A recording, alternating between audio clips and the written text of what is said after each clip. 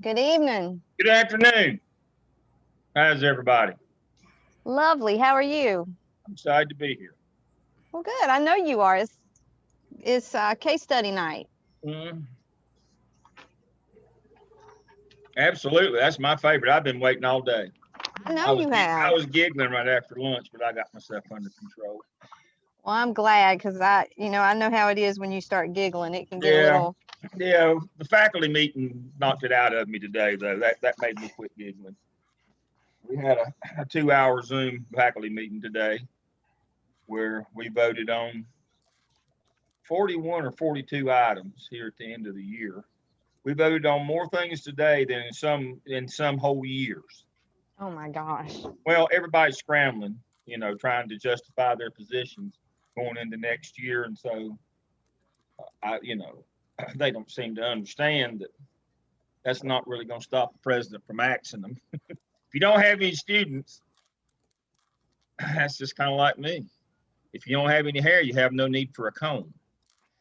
So they don't seem to get it that they can pass all these resolutions and try to do all this stuff, but in the end, if you don't have any students, he's not going. He can't keep you around.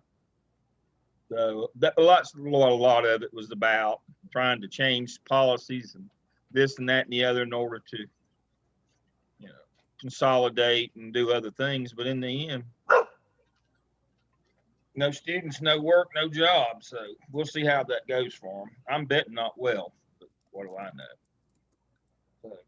So Dr. Caton and Dr. Maraglia, I need for y'all to either probably be best to text me your home address.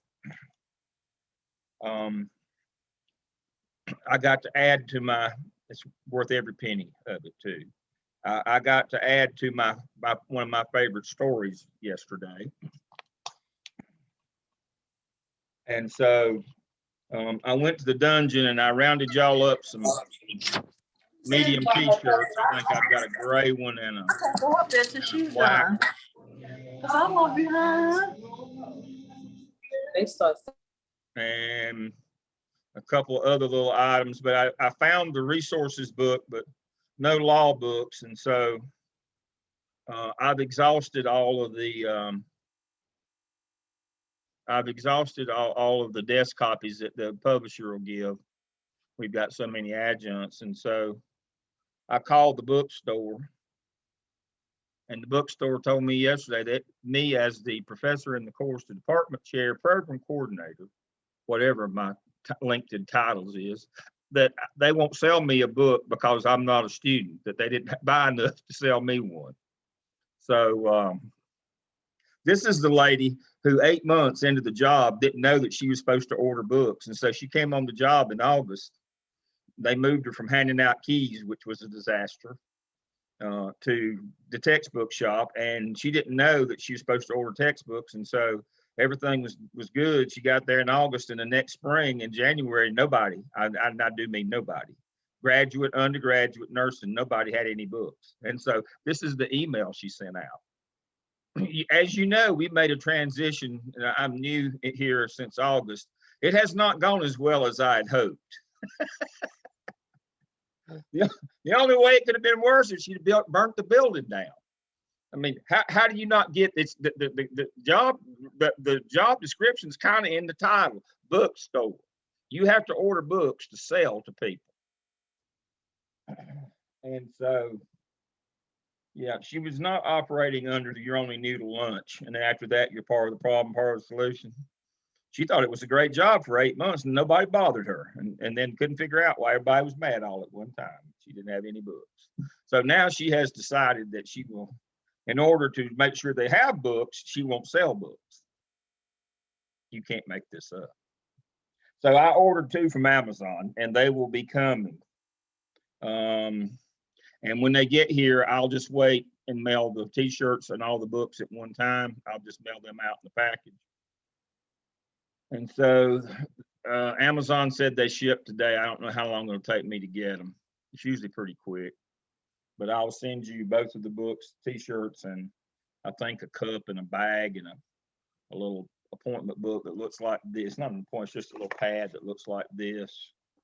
So I will. Well, thank you. That'll be like Christmas in April. Yeah, you'll get your Thank you. package, but yeah, it was worth every penny to pay for those 2 books to have to be able to tell this story. Thank you. All right. Well, I hope everybody's doing well. We're nearing the end here. We're at our final case study tonight. I'm so excited about it, and I want to do a little housekeeping before we get to that. I've written myself some notes. Please remember, there are 5 of you who have not done your School of Ed dispositions and task stream DRF portfolio this semester. Make sure you go in and do that. It's only like 8 button clicks, and rate yourself as met or exceeds on those 8 dispositional attributes for this semester. There's 5 of you, 3 in the C12 section and 2 in the C10 section that have not done your dispositions this semester. There is no competency analysis. So please remember to get your artifacts uploaded in your competency folio. Doctors Caton and Maraglia will respond to you on those requests, upload those and request comments. You've got a full round due, each one of the 21 this semester. Pay attention to those digital competencies, which one needs to be digital. And then the last thing on my notes, and we'll have a longer list next week at our final meeting, make sure that you have applied for graduation this summer. The time is coming up shortly that they're going to start charging you a late fee if you're not registered for graduation. Please remember that your registration rolls over if you're in good standing. So if you have an outstanding bill with the student accounts department, they will not roll you into registration for the summer. And trust me, I cannot help you with that. I would love to, but I can't. No pay, no play. So make sure you get your bills. If you're behind on your bills, make sure you get your bills caught up so you can get your registration. We've already got shells built for summer, and so I'm thinking about let me look at my calendar. I'm thinking that sometime on the 10th or 11th of May, your shell will come available. I've already got them built and got them ready. The instructors have already gone in and customized them, but that's already taken care of. So you should be able to get into your 605 shell. You should be able to get into those. You will be with Dr. Todd this summer. She's wonderful, and so you will have her, and I believe you'll have Dr. Revis as your coach. We will shift coaches for you for 605. We try to do that. I know that it's good to have a relationship with your coach, but it's also good to get to touch different people. And so we try to give you as many experiences and expose you to as many folks as we can. And so I believe this group will have Dr. Todd, and then I believe I've got Dr. Revis, but I believe that's where we are with that one. So I think that will work out well for y'all. So tonight we have our case studies. I want to start tonight with the dynamic duo, Rachel and Helen. I want them to start tonight. Excellent job. And I want to shout out Rachel, who was the first of our group to turn in her CAP Task 1 this week. And if you want to see an excellent example of a CAP Task 1, simply go to discussion board and scroll down to that one. You can click on that thread and you can read her CAP Task 1. It is excellent. So shout out to Rachel for being the first of the group to hit that CAP Task 1. So she's well launched into that for summer. She will easily be able to complete her task for the summer. So congratulations to Rachel. So I will start with Rachel and Helen tonight, and Sharina, group, and Brad, they'll be on deck next.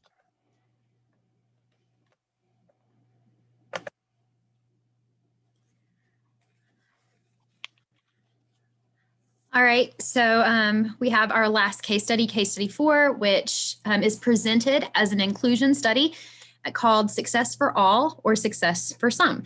And this is by me, Rachel Nave Lewis, and Helen Davis.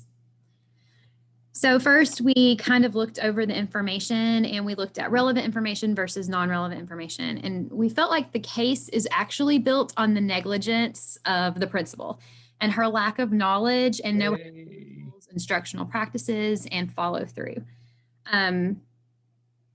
There's a lot of issues within the case, but it all stems with her being negligent and not following through and knowing what's going on in her building and how her teachers are conducting class, how instruction is being implemented, and how the inclusion model is being implemented within her school. So the instructional formation of the school is the inclusion model, and how the principal conducts themselves with the staff and takes ownership of her oversight, resulting in the parent complaint. And then for our non-relevant information that we found throughout the case study was, while the case may present as a special education case, the classification of the students is not relevant to the foundational issue in the case study. Opinions of the teachers, unfortunately, the teachers' opinions do not play a part in the principal's role and responsibility to lead and guide instructional practices. And then last but not least, the background of the teachers, their scores, or their popularity within the school or the community. So this idea of inclusion versus mainstream. So it's all about the least restricted environment, or the LRE, for your students. So within an inclusion classroom, these are basically just general education classrooms that include all students. So students receiving any type of services, but specifically those receiving special education services. Inclusion is a teaching approach that focuses on a collaborative relationship between the specialist and the general education teacher. And because it's this collaborative approach inside of this one classroom, there is joint responsibility on part of the specialist and the general teacher to provide all the needs that are presented within the regular classroom setting. And then as for mainstream, a mainstream classroom is a general education classroom taught by a general education teacher. Mainstreaming also means that the student with special education needs is in a general education classroom for some or most of the day. And then special education students might receive some instruction in a special education classroom. And then you have this idea of a hybrid, which is the partial mainstream and inclusion classroom, where they spend part of their day within the general education classroom, and then they have small group instruction or some form of pullout. Correct. So at my old school, we used to have that. So we had scholars who were in inclusion for math and English. So they had one teacher for both, and then they were mainstreamed for that science and social studies piece. So I've seen both play out. That's how it's been at all of my schools as well. I'm elementary. So looking specifically at the principal's approach to the problem, how they've gotten there. So we can say that currently Eugenia is not knowledgeable about her school's instructional practices. And you can see that from direct characterization within the case study, the conversation between her and the parents. It falls back on the legal case is due to negligence, with her not meeting her legal responsibilities as an administrator as put forth by law. Then we need to see this type of accepting accountability and her moving forward to increasing her awareness of the current curriculum and instruction research and best practices. And then teachers need to be given expected instructional practice PD models, consistent support, and coaching opportunities in order to improve. And this really is all about reflection and her being proactive and results oriented. As for the principal's response, some ways that they could have responded was, of course, consider why she should reprimand behaviors and practices that she has enabled herself. So this could have been prevented way beforehand if she looked and she actually reflected at the practices happening within her building. Start with all legal due process and service plans. Implement models and programs that supplement and support the inclusion model to best support teachers and students.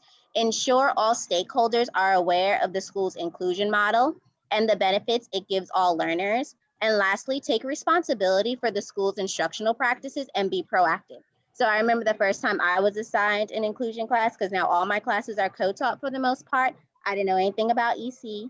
So I was sent to a professional development along with my co-teacher, where we actually sat down and learned the different models to roll out in our classroom, since it is important that we both play a vital role in that scholar's education. Right. And then in terms of your point of view and this idea of a correct perspective, we felt like there really was no right or wrong perspective in this scenario per se. Everyone kind of came together and had this part of their perspective was student-centered while part was self-centered. So if we think about the parents who came with the concern, which is their right as a parent to advocate for their child. So that's where they are being student-centered in that it's their student. However, it's self-centered in that they're wanting their child's needs above other children's needs instead of looking at maybe whole picture. Then we have the teacher who was enabled to teach this way. So her confusion in response to what she thought was acceptable within the classroom could be understood. So again, she thought she was doing best practices. She had been allowed to teach like this for quite some time. She had never been given feedback to change the way she was teaching or provided coaching to change the way she was teaching. So she thought she was being student-centered, but her response in that it was pretty reactive was a self-centered response. And then you have the principal who is seeking professional advice from her coach, and that's extremely appropriate in this situation, to see how her coach feels about this and how he feels like the other teachers feel and lead their classroom. However, it was self-centered in that she didn't take responsibility and ownership in her lack of knowledge. Can you guys hear me? Yes. Now we can. Okay, because I don't know what's happening with my sound on this end, but I was just reading Rachel's lips. So if you can hear me, we're all game. So as for family involvement, which is 100% important for a school to be successful, implementation of events and communicative practices that offer transparency and support throughout the entire school year are absolutely important. And this can be done through curriculum nights, sharing of data, information of classroom practices and learning opportunities, as well as ensuring that teachers actually have student portfolios to showcase growth, progression, goals being made, whether applying to an IEP or not, as well as best work samples that meet the standard. We have Ishmael's course of action. So in terms of our coach, we want to make sure that he is implementing appropriate support systems for the inclusion model within the school, because as of right now within the case study, it doesn't seem like appropriate support is being implemented within the school. He can do that through conducting needs assessments to identify the areas of weakness and concern, both academically and environmentally, and address those findings. And then offering support to the administration in adopting a common philosophy throughout the school on student learning and needs as individuals. And as for Silva's course of action, reflection is vital for all teachers. Reflecting on student growth and best practices to achieve desired outcomes would be beneficial. Attending PD, which offers best practices and research-based interventions, supplements and developmental awareness, both social and academic, as well as welcoming co-teaching opportunities and specialists into her classroom. As for parental involvement, mini conferences, portfolio, best of me folders, etc., to showcase student work, consistent and constant communication with elements such as Spotlight or Shout Out Fridays, encouraging more than just academic success. Because as we know, as a school, we focus on building the whole child and not just academics. And then we kind of ended it again with these two big ideas in terms of prevention and action within this case study. So prevention side, this case could have been prevented with a proactive approach in regards to Eugenia and how she effectively communicates expectations, staff effectiveness, and continued instructional support. And just falling back on, this is a legal case due to the principal's lack of knowledge and know-how about what was going on in her schools and her ability to implement best practice in instruction and curriculum. And big idea number 2, some action steps that can take place moving forward. School-wide initiatives that support teachers would best benefit Eugenia and her school as far as AIG certification, instructional/differentiation professional development, core and flex model, MTSS, consistent walkthrough data, instructional coaching, co-teaching PDs for staff, short and long-term school instructional goals, also stakeholder involvement and communication. And that's it. Absolutely outstanding. There is nothing that we haven't covered this semester, either in case studies, the OMA, the skip, or any of our weekly activities that were not touched in this case. Everything that we've done this semester, there's a piece of it that is touched in this case. It starts with negligence. Remember the 3 types of negligence: malfeasance, misfeasance, and nonfeasance. This is a case of nonfeasance.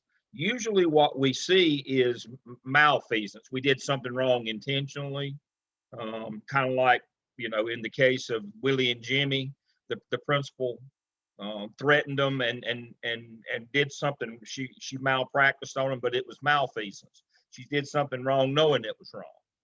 This is a case where the principal did something wrong because she didn't do anything. This is not, who was it, Homer Simpson used to say, you can't get in trouble if you don't do nothing. It's not that way in our business. And that's the fruit. I mean, that's the core. That's our central theme here. That's our core. But it touches everything. It touches the skip, parent involvement, that communication piece, family night, curriculum night, it touches everything. It touches task 2 of the OMA, which is all of APTEL 1, 2, and 3, where we develop a professional development plan. But we remember, how do we develop our professional development plan? By doing those walkthroughs, knowing what's going on in the building. Remember that? That's everything that we have touched on is in this case study. Everything. And the notion of that is you can't just know a piece or a part. You've got to know the totality of the job in order to be successful. But it always starts with your action or inaction as the school administrator. It always starts with you. We can't blame somebody else. I mean, even down to hiring. Maybe we haven't hired the right people. This teacher, we may have to give her some employee assistance because she's kind of lost her grip. I mean, everything that we've done is touched in this, and Rachel and Helen did such an outstanding job. And so Brian's got that, you know, the question is don't focus, again, the chili part's just to throw you off. When I wrote this one, being not in the country, that was just to confuse you. It doesn't matter where it is. Again, that's some of the stuff that we throw in these things to get you distracted. Hey, look over here. Regardless of where this happened, best practice is best practice. That part's just to distract you, just like some of the other things I throw in some of these or thrown in these.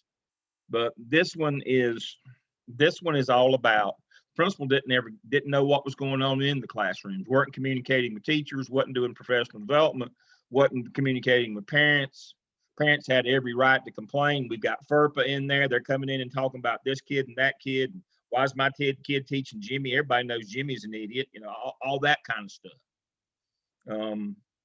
It touches everything we do, but the core of it goes back to your practice as an administrator. And that's what this course has been about, is operations. How do you operate on a day-to-day basis in a school? This is what this course is about. It's about management. It's about operations. What do you do every day? What are you spending your time on that we weren't paying you for, that you neglected the things that we were paying you for? I've had to have that conversation with principals before. It's not a fun conversation. It's not too bad for me, but it wasn't a lot of fun for them. And so this is the kind of a culmination of, you've got to understand, it all comes back, all roads All accountability, just like fundraising. You can delegate it, but the responsibility comes back to you. It's that same theme even from that. Excellent, excellent, excellent job. Coaches, y'all have anything you'd like to add before we move to Brad, Brian, Chris, and Sharina? Anything y'all want to add in this one as our resident principals? I just feel like you did an excellent job as well, very thorough. Mhm. And I like how it does sort of bring everything in that we have been talking about all semester, and now you can see it in one nice picture. So I think that was great, really tying all the knowledge together.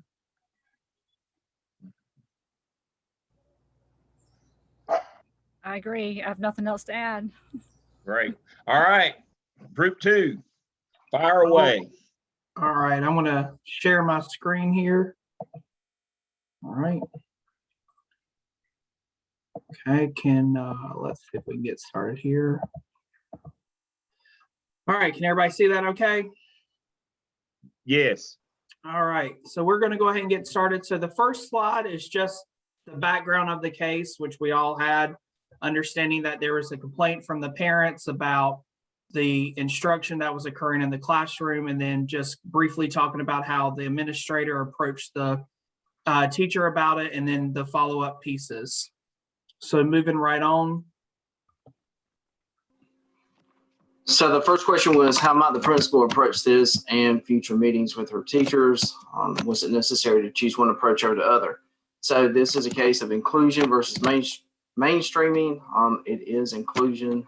Inclusion is a term which expresses commitment to educate each child to the maximum extent appropriate in the school and classroom he or she would otherwise attend. If it was mainstreaming, then it would be students, quote unquote, earning their way into the classroom. And then communication, make sure all teachers are aware of the inclusion process and what inclusion looks like in the classroom. In addition, explain the roles and responsibilities of the inclusion team. And then in regards to co-teaching, ensure a special education teacher is in the classroom to assist with co-teaching lessons and providing services outside of the regular classroom setting. And then some strategies, provide PD on how to differentiate instruction in the classroom and provide interventions without interrupting other students' education.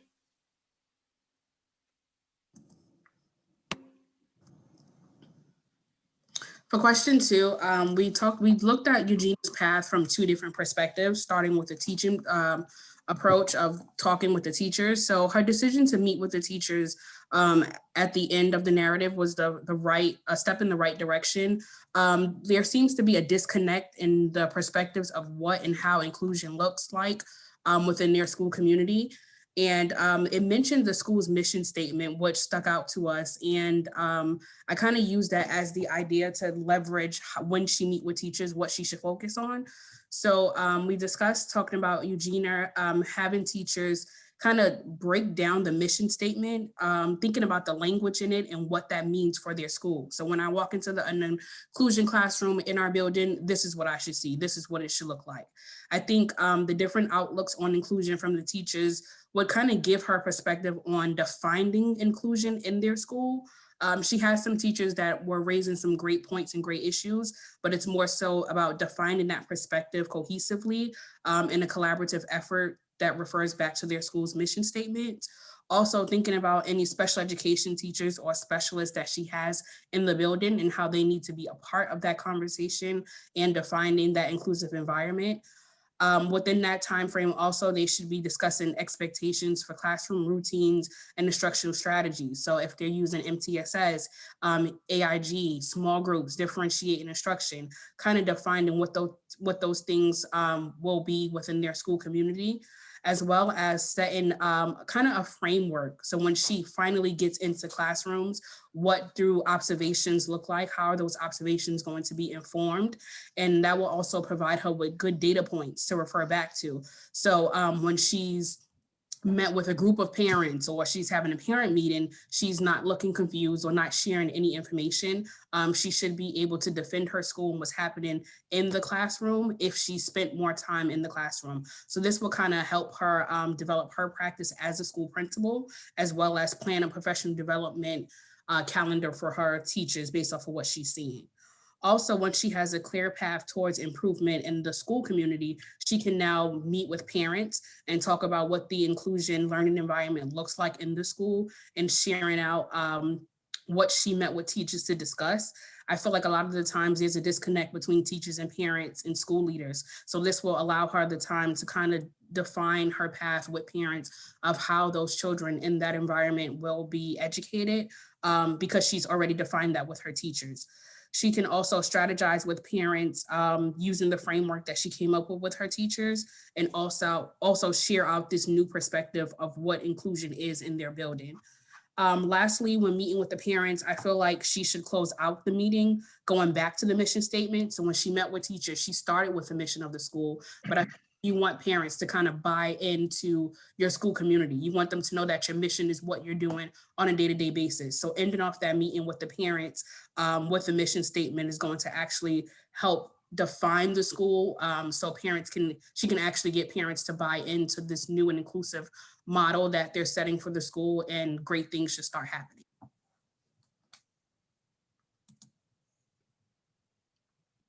All right. And as for the point of views, whether or not which one is more correct than the other, I just started looking at all three at first. First of all, the parents' concern regarding the lack of support is understandable. And I think that we as a group agreed that they went about it by the appropriate means. You know, they presented it to school administration accurately, and it wasn't necessarily an attack, but it was a concern for the parents. So I definitely think that they went about it correctly, and it should have been handled appropriately. And as for Sylvia, the teacher, you know, this is kind of that instance that Dr. Lamb was just talking about nonfeasance, really not really understanding that they were doing something wrong in the first place. And as for Sylvia, she should be more open whenever Eugenia approaches her about the issue to improve her practice. You know, that's her role as a teacher to always see opportunities for growth from her colleagues and administrators. And also at the end, I added a little note about creating strategic groups and differentiating that way rather than using students in her class to teach to help students that are struggling. And as for the administration, and I think we've all touched on this, as the instructional leader in the building, Eugenia should really know what's going on. So that kind of shows her lack of attention to what the teachers are doing in their classroom. And as she grows and learns from this situation and is in the classroom more often, she can continue to use those observations to build on that and to provide professional development for staff on how to differentiate and like Dominique stated, really define what inclusion looks like in their school community.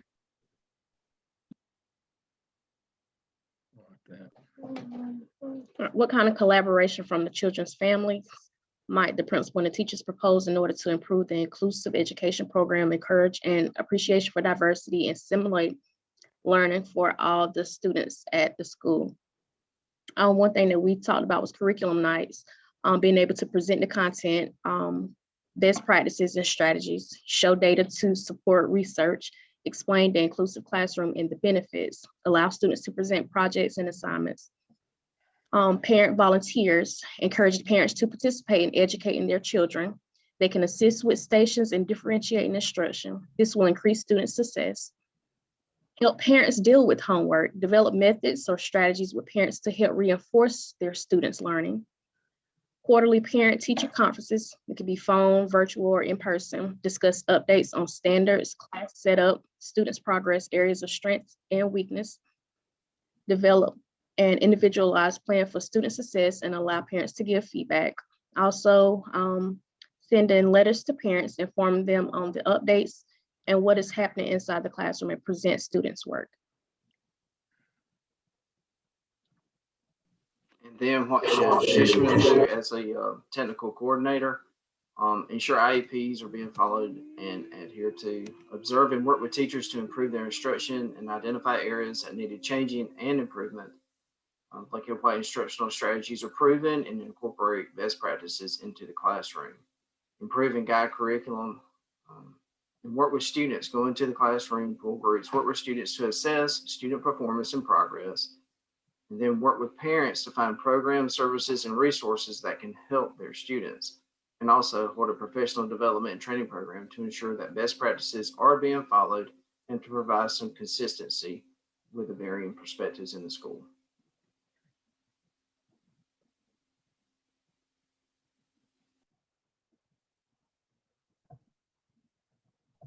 Summarize it up, what might be some actions Sylvia could take with the families? So one thing is build a clear line of communication between the parents and the school. So kind of going back to what we talked about in the skip, that you've got to have that clear line of communication between all school members and stakeholders if you truly want them to know what's going on in the school.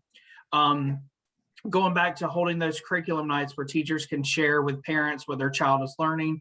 I'm a huge component of student-led conferences. So that way, when kids come in, or parents come in with their kids, the kids are walking them through of what they're learning. And that also allows parents that opportunity to ask those questions to the teacher. So it's kind of breaking down that barrier of them kind of not knowing what's going on in the school, and they actually have the opportunity to communicate. Also using social media and other communication outlets to her advantage, like showing what they're doing in the classroom. So, you know, clearly from this case study, the parents have this perspective of what's happening based on what maybe they're getting bits and pieces of. But if Sylvia had truly communicated with them from the beginning, this issue could have been resolved, you know, back in August or September and not all the way up until this point of the year. And then also hold meetings to explain the inclusion process to parents and make sure that they understand that all students are being serviced under this model, no matter, you know, their background. Invite parents to come and observe the learning process. And a big thing that I said is during these meetings, make sure that the entire inclusion team is introduced to the parents so they truly can see all the people that are having an impact on student learning and achievement in that school, because clearly the biggest issue here is that communication piece and making sure we are following the inclusion model process. So that is it. Brad, can you our go group. back to slide 2? Yes. For this slide? One more. That one. All right. I want to make a point here. And this was which was mentioned in the first presentation tonight. Look at bullet number 2. We have to be really careful there. Let's remember our rationale in scheduling and decisions in our building. We've learned it. I've said it 1,000 times. Federal law comes first, state law, local board policy, EVOS, or performance data, and then teacher input comes last. One of the things you have to be careful about now, when you start with teachers and trying to get them on board, you have to be clear with them. They'll respect you more if you tell them, this is federal law. This is how we have to do this. This is not a decision. This is not a choice. We can't decide to do it some other way. This is the iteration that our district has adopted of this federal law. We can't decide to do something different than this. That's not the option here. So it's more of a PD kind of thing, more professional development than it is we all sit down and get on, you know, we decide what we want to or not want to do. And so different outlooks on inclusion, path forward advice, mean that everyone can agree. I don't need your agreement. I need your compliance or acquiescence. I would like for you to agree with what we're doing, but if you don't agree, that doesn't mean we're going to change and do something else. So don't give false decision-making ability to people and hope they pick the thing that you need for them to pick. No, you got to be clear up front with people. You tell folks either we have to do it this way and this is how we're going to do it. We all need to learn it, or we got to do this, but it's up to us how we implement or how we go about doing this. This is one of those things that you will not have any leeway in your district. Federal law says we have to serve these kids in least least restrictive environment. And every district decides what part of that hybrid model that was talked about in the first presentation, how much inclusion and how much mainstreaming. The district decides that based on personnel. So you don't have any ANY, you don't have none decision making in this in terms of what your model is going to look like. That's not going to happen. I think we were, when we discussed this, we were talking more so from the instructional perspective. Exactly. That's what I'm talking about. You got to make sure that you're trying to get them to agree with how you're going to approach it instructionally, not programmatically. That's exactly Right. That's excellent. Right, exactly. That's the deal. Yes, you want them to buy in on the instructional piece, but you can't. But see, the problem with that is if you tell them this is up for discussion, they'll think, oh, whether we do this or not is up for instruction. We don't want them in our room. Let's do that mainstreaming model where they're over in EC classroom. Well, that's not an option, because you're going to have a lot. I'd like to think people are better than they are, but I know them. A lot of folks are going to say, if I get to choose whether I have them in my room or not, I choose not. Well, what if I choose not? Well, you can't choose that. Well, you said I could. You said I could choose that. Well, no, you can't. We were hoping that you'd be a decent human being. But that's a not, you know. Like the first group too, we discussed a lot of like the principal's negligence. And I think going back to how Ishmael is going to support her as a principal, that's when like those federal guidelines and things will come into play, because he will now need to support her on what she needs to do from a legal perspective. So she can bring that to her teachers at the meeting, and then they can focus on the instruction. Okay. And you can stop your share now, Brad. Thank you. I have a question for the group as we pause and catch our breath here. What do you think about as a practice? And I'm gonna rope my two. I'm gonna put the two resident principals on the spot here. What do you think about as a practice having some kids in the room teach other kids in the room? What do you think about that as a best practice or not best practice in instruction? That's a not best practice. I mean, It's a great practice. Like, it's not a good practice. It goes against, Great especially practice. Especially with AIG kids, that does nothing except make them feel like they can't connect with those other kids on the same level. They developmentally, they're not this. When you come into AIG certification, it's going to talk about that. That's one of the things. It's just not best practice. There's a difference in having students stand in front of the class and work through problems and talk through and model their thinking. But it's another thing to put a higher level student with a lower level student and expect them to teach and be in charge of that in order for them to absorb, comprehend, and then have true synthesis of knowledge. It's just best practice. That's Michelle, did you have a comment on that? Yes, it's a wonderful practice for MU students. So for autistic students and a general student to be mixed together, it's a beautiful practice because it gives the autistic kid a friend, because they don't have social interaction with general education kids. So in an alternative setting, we mix general education students with autistic kids. Right. And they don't teach them, but they assist them in doing their work. Yeah. So it's a beautiful practice. And yeah. That is my fourth block class. That is my fourth block class. And we had that today, and it does work. And we do see those successes, especially with autistic kids, because then they start to come out of their shell. Yeah. I had one today. He went off on a tangent for like 50 minutes, well, not 50 minutes, but forever about dinosaurs. So you just have to reel them back in. Yeah. And so what it is that peer-to-peer engagement is what ignites the learning in the lower level student. Right. And you're not asking the student to teach as you're asking the student to assist. So the teacher in the class has taught the standard. And then you pair the students up with one another to assess their knowledge. Yeah. But I don't think that's exactly what was presented. No, that's exactly that's not what was presented. I mean, that's like a different thing. That's like peer discussion. That's like doing cooperative. That's more of a cooperative learning model. Yeah. Which is a best practice. That is but correct. That's mainly what she did in her what she was doing in her class. Now it said that they were teaching and that the other kids weren't being challenged, but to what degree? Can I add something here as a parent of a student in CMS? It works if it's how the teacher, as Michelle says, sets the standard on how the other student is teaching the EC student.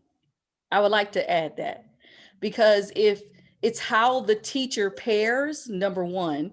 Number two is how the standard is set. And the teaching model has to be developed, because if the student is not paired correctly, it does create chaos. As Rachel put it, it can create severe chaos. Yeah. But if the standard is set and the teacher is teaching the regular ed student on how to do this, it can be done successfully. And my daughter is not autistic, can be crazy, can just tear up a room when she was in school. But if she was, when she was paired accurately and the standard was set, it was very successful. Yeah. But I think the main fact was that kids should not be, the students' responsibility should not be for them to be teaching other lower level kids. I think that was the main point. That's the issue. We agree here. with collaboration. We They do that. can't- I teach elementary, yeah. And What we we're do talking collaboration about- and everything, but the level is because she's letting them be responsible to teach the other kids. I think that's where the line drawn. I didn't read where it said that they were responsible. It was just that the parents felt that their children weren't learning anything new. It didn't say that the teacher didn't teach the higher level children. It just was saying that they didn't feel like she was challenging their children. And because that she was leaving them to teach the lower level children, that their child wasn't being challenged. To me, I didn't read where all those other. I do agree with Michelle, and I didn't necessarily read where it was the kids are the only ones teaching the class. If you look at Bloom's and you look at all those things and all those models, teaching is the highest form of understanding.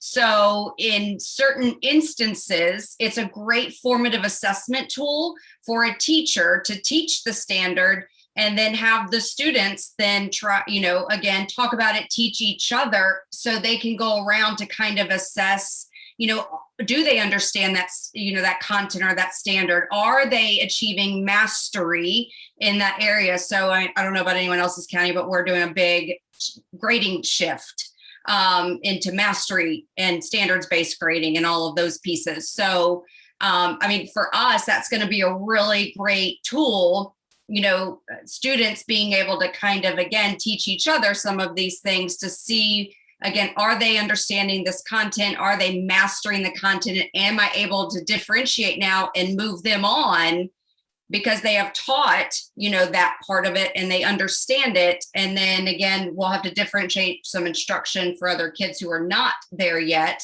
But, for our county, that's kind of some of the shifts that we are starting to create where, again, allowing the kids to take more control of those pieces.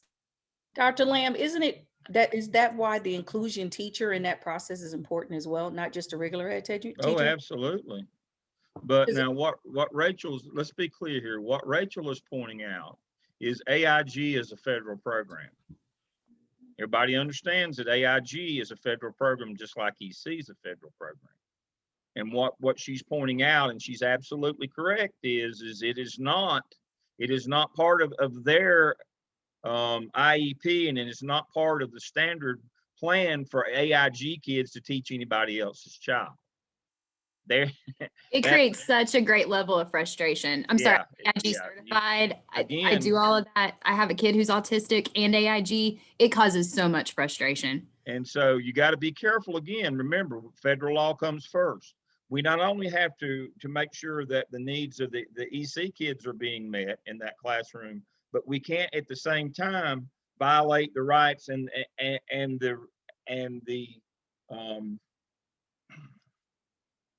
the resources that the AIG kids, violate their program in order to get somebody else's program. It can't be a rob Peter to pay Paul situation is what we're talking about here.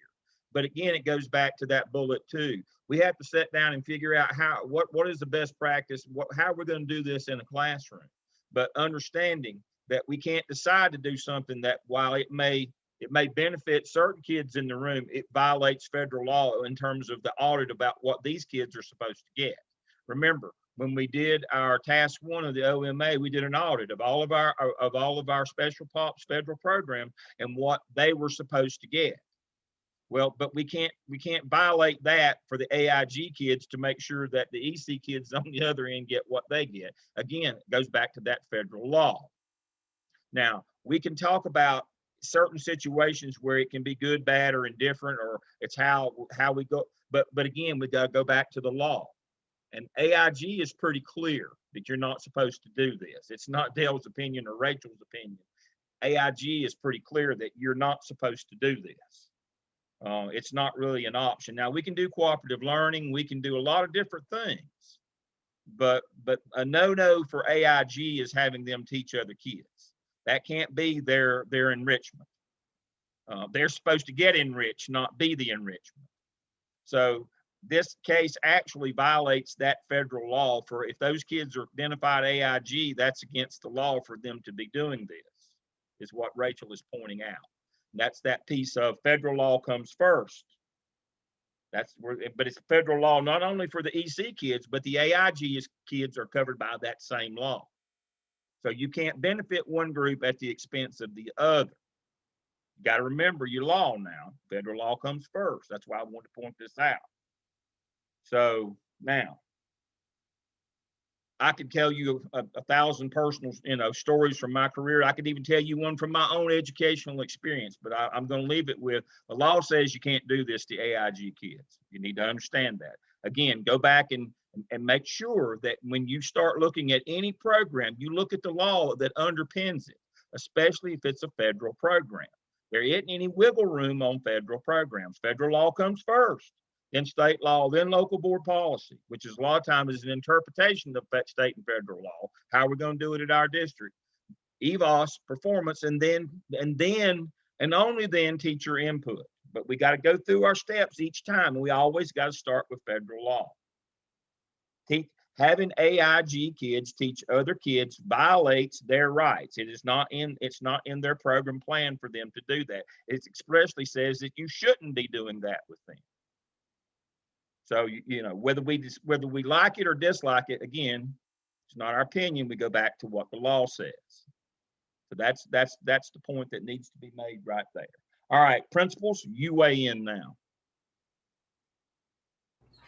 I do agree that using students to teach one another is the higher level of thinking of Bloom's technology. I do agree with that. I do think that they shouldn't be teaching the whole entire class. I agree with that as well. So it's kind of like you have to know the balance of what's right. So yeah, you do. You have to work it out. You have to come to an agreement as to how the balance works in your building for your teachers. That is correct. And I just want to say, in Montessori practice, they do believe in students being able to present the lesson, but they're not teaching one another. They're presenting the lesson back to the teacher. And that's the third level of instruction. The teacher presents the lesson, the student works independently, then the student is able to reteach that lesson to the teacher. The student's not responsible for the instruction of other students. And I'm all for cooperative learning as well. And I think there are situations, Michelle, I don't doubt what you see in your classroom. It's just, you got to be really careful, not only the legal standpoint, but I know my son came home and said he had to go to football study hall because he has to help teach the other students. No, that's not your job. So you just have to be careful, not only the legal part, but how's that looking to parents? And you just have to always be aware of that. And that goes back to the principal being aware of what's going on in her building. Mm-hmm. Because that's, parents are not going to be happy with that. Optics matter. Absolutely. Optics matter. And And I'll do a quick for you. You folks aren't old enough to remember, probably never even heard. When I came along in school, if you were gifted, you skipped grades. And so not a best practice, but that's the way it was done back then. And when they skipped you a grade, unfortunately, this was even to make matters even worse. When they skipped you a grade, they put you with the lowest kids in the next grade up. How dumb was that? And so when I skipped the first time from 5th to 7th grade, should have been in the 6th, but I was in the 7th. There were 12 of us who skipped at one time, and we skipped with 18 of the lowest 18 in the 7th grade. So guess what we pretty much did all day, every day was, we had to teach them because they were much lower than we were. I could have easily been on the other side. I could have been one of the 18, the low ones. It just happened that I was one of the 12 that wasn't. But now I can tell you, that's not a good look. Parents today would burn the building down if you did something that dumb. But parents back in that day in the 60s were not that involved. They're way too involved and knowledgeable now. You could never do something that dumb nowadays. That was that bad a malpractice.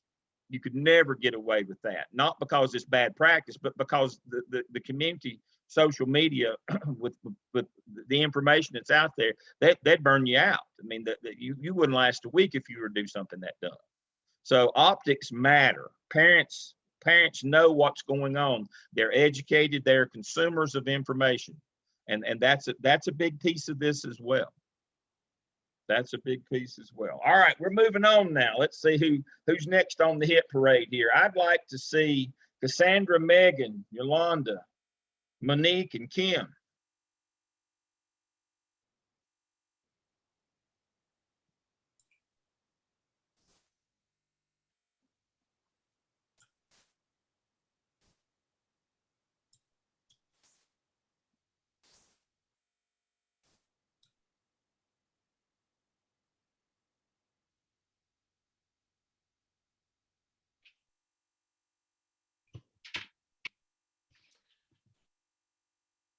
Okay, so we didn't do a background slide. I mean, we all kind of read it. So we just kind of got straight into the questions. So we kind of looked at it again as how might the principal approach this in the future? Obviously, our group thought there should be an inclusion approach. Special education students they're fully integrated into the general education classroom, and all students should have equal access to learning and education. We really thought everyone on the school should be on the same page from the beginning with the principal expectations. So really, the principal, Eugenia, should have made clear communication around her inclusion expectations and really utilize the observations and walkthroughs regularly to ensure that it's happening. And if the approach is not happening in the classroom, then that should have been addressed with the teacher, any EC support staff to ensure that inclusive approach is being implemented. Regular PD should be taking place around differentiation in the classroom, and teachers should be able to have a diverse group of students in the classroom and understand their individual needs in regards to the rigor and pace of the content. There we go. Eugenia should, what path should she take? We do believe that, she should have met with the teacher to discuss the parent complaint and review the communicated expectations for instructional strategies. So the second bullet is more around if she was doing regular observations and if she knew about the instructional practices taking place. We know she didn't. But if she had been doing all of these things and doing what she was supposed to do, she would have obviously known that what the parent was complaining about was already, being addressed. So if there's a parent complaint, it would indicate that the teacher has continued not to follow the directions. That's been communicated again, but that's only if they've done regular observations and walkthroughs and had a meeting with the teacher. She should also, again, review the IEPs and the service times, making sure that when the students are being pulled out for their service times and doing those additional pullouts that, again, that's an enhancement part, of the curriculum, making sure that EC support is helping the student understand what's happening also in the classroom. So they're not falling further and further behind. So again, PD around differentiation and structural strategies on how to incorporate that in the classroom for all students. Ensure the instruction is grade level and developmentally appropriate, and then work with the EC staff to ensure IEP service times are being met for student growth and achievement. And again, just understanding MTSS interventions. If more things need to be taking place, understanding those interventions and how to incorporate those into the classroom. Is one point of view more correct than the other? So the teacher needs to restructure her pedagogical skills to meet the needs of all learners. What Eugenia is doing is not differentiated instruction.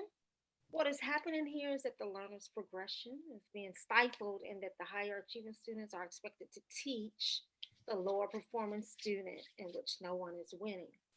What needs to happen? Differentiated small groups, enrichment, intensive small group, strategic, on grade level, scaffolding, interventions, collecting data for tier 1 through 3 of the MTSS process, planning, collaborating with the EC teacher, reviewing IEPs, 504s. The principal of the school should be doing walkthroughs to ensure rigorous and relevant instruction, and that staff members are in compliance with all the state and federal guidelines and being intentional when instructing all children.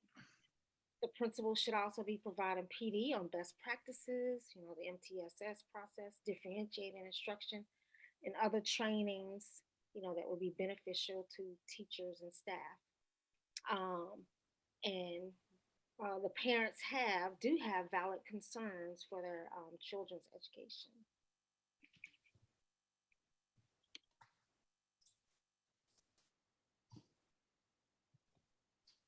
So this question is directly aligned with developing an action plan for the SCIP in terms of improving communication between the school and the community.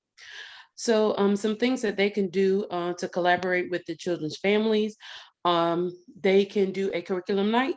So the purpose of a curriculum night is to afford parents and guardians the opportunity to meet with classroom teachers and or specialists to learn about grade level curriculum and expectations for the school year. Create a data sharing culture. Administrators, along with regular teachers and special education specialists, can develop strategies for sharing data with families in timely and appropriate ways, and emphasize how data sharing efforts help create meaningful opportunities to enhance parents' abilities to support their child's learning. Our favorite academic nights, family accessible events that take place at local schools outside of normal school hours to foster positive learning interactions for both students and parents. Invite parents to sit in during instructions. This will give parents a firsthand account of what occurs inside of the classroom and how students are being serviced. This experience will assist with encouraging and appreciation for diversity and sensitivity. And perhaps maybe an empathy video for everyone involved. They can probably do this at the curriculum night, because empathy is the capacity to understand and feel what another person is experiencing within their frame of reference. This video could foster a collaboration spirit among the stakeholders of the school. I like that empathy video. And my question was, what could the technical coordinator do to integrate harmony between the difference of opinions among the teachers in the meeting that the teacher, that the principal is holding, or the coordinator can host a separate meeting with grade levels to explain the law and explain the expectation of the inclusion program within the school community. He can also go into the classroom and model the expectation for the inclusion program for those teachers who's not following the expectation. He can conduct professional development on inclusion and diversity, differentiation, and different teacher strategies that will foster the expectation of the school's inclusion program and diversity in the classroom. He can also conduct learning walks with the grade levels and with teachers on the campus, and take the teachers who's not following the expectation into teachers' classroom who's following the expectation. And they can have a learn walk and have a discussion, and the teacher can see how it's being implemented correctly on the campus.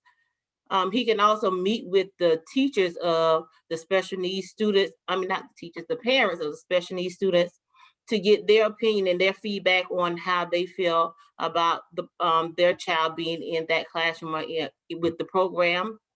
And he can have the teachers and the specialists meet weekly to go over standards for the week or for the upcoming week, and to look at teaching strategies and resources that can be implemented in both classrooms.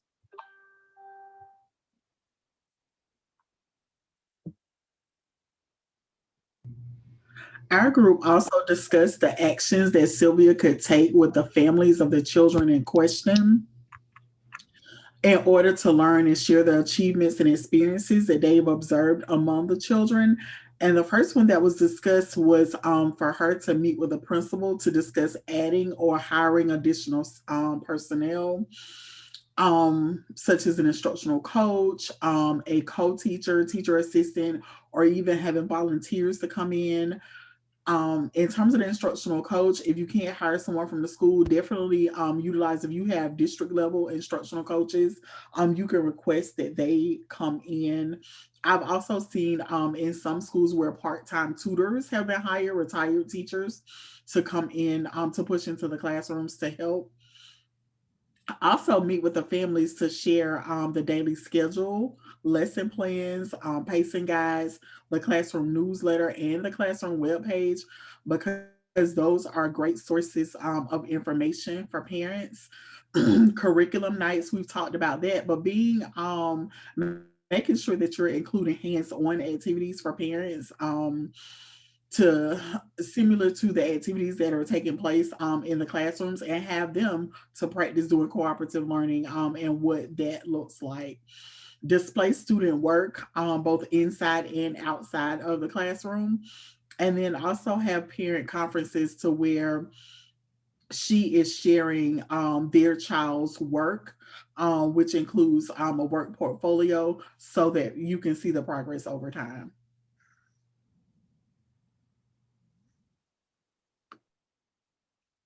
I love the hands-on activities for parents. I'm a big believer in that. Even in elementary, manipulatives, basically, let us help you help your child to learn. I love the hands-on. Excellent point there.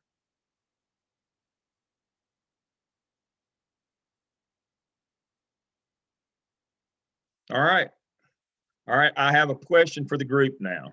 I hadn't stirred it up enough tonight. Let's get it stirred up a little bit more. Thinking back to last semester when we did the APTEL and we looked at best practices, Marzano's 9. Cooperative learning was one of those, right? And I know that y'all all have a master's degree, so at some point you've had a curriculum class. And we talked about differentiated instruction, and we talked about cooperative learning and as one of Marzano's 9. So my question is it a best practice within cooperative learning to have defined roles for all the students in that cooperative learning group? That when you form cooperative learning groups, should you have defined roles for them for each of the tasks, for when you give them a task to do? Should you have defined roles? Yes. Yes. Yep. Yep, yes. You should. That's a best practice in cooperative learning. Now, here's the catch. Here's the question. If the same kids fill the same roles every time, is it really cooperative learning?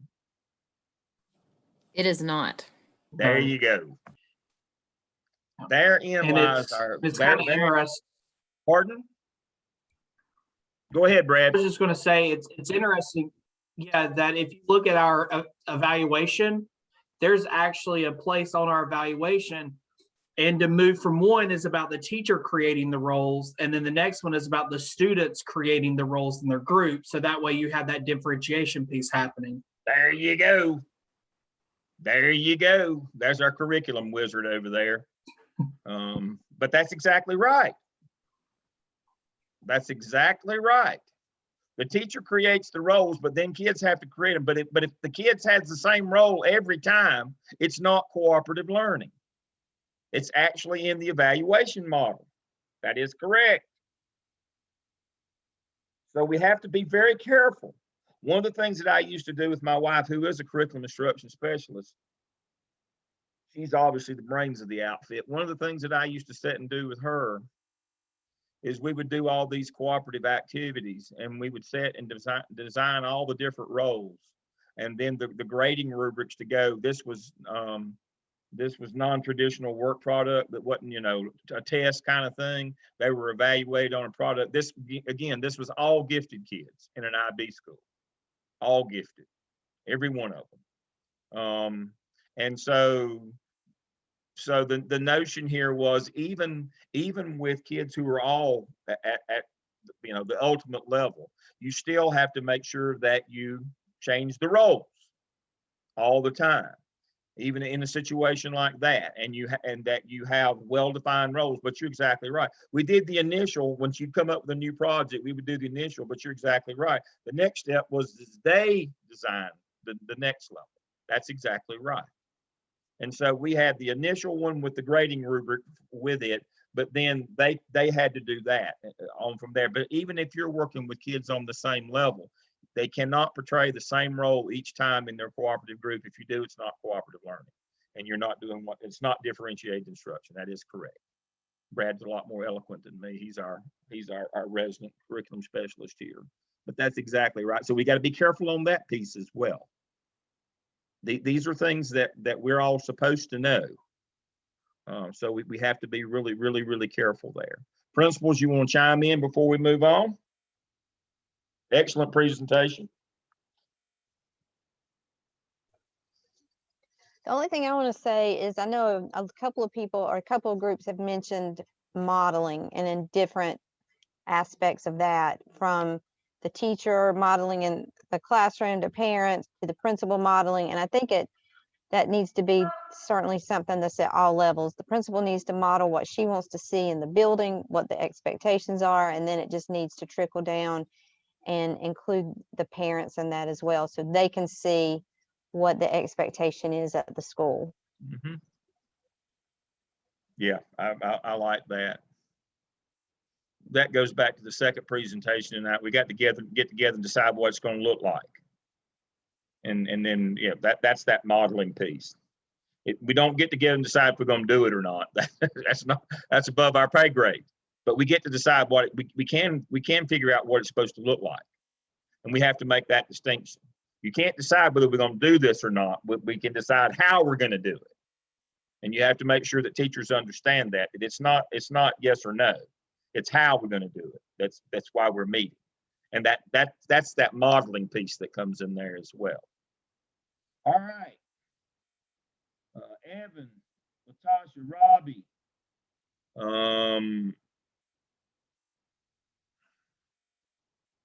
Shalise. Just anybody jump in here. Y'all's group's next. Shalise is scaring. Thank you. Yes. All right, good evening. All right, I'm gonna go ahead and present. Can you see my screen? Yes. All right, well, case study number 4. This is our team, inclusive education, success for all or success for some.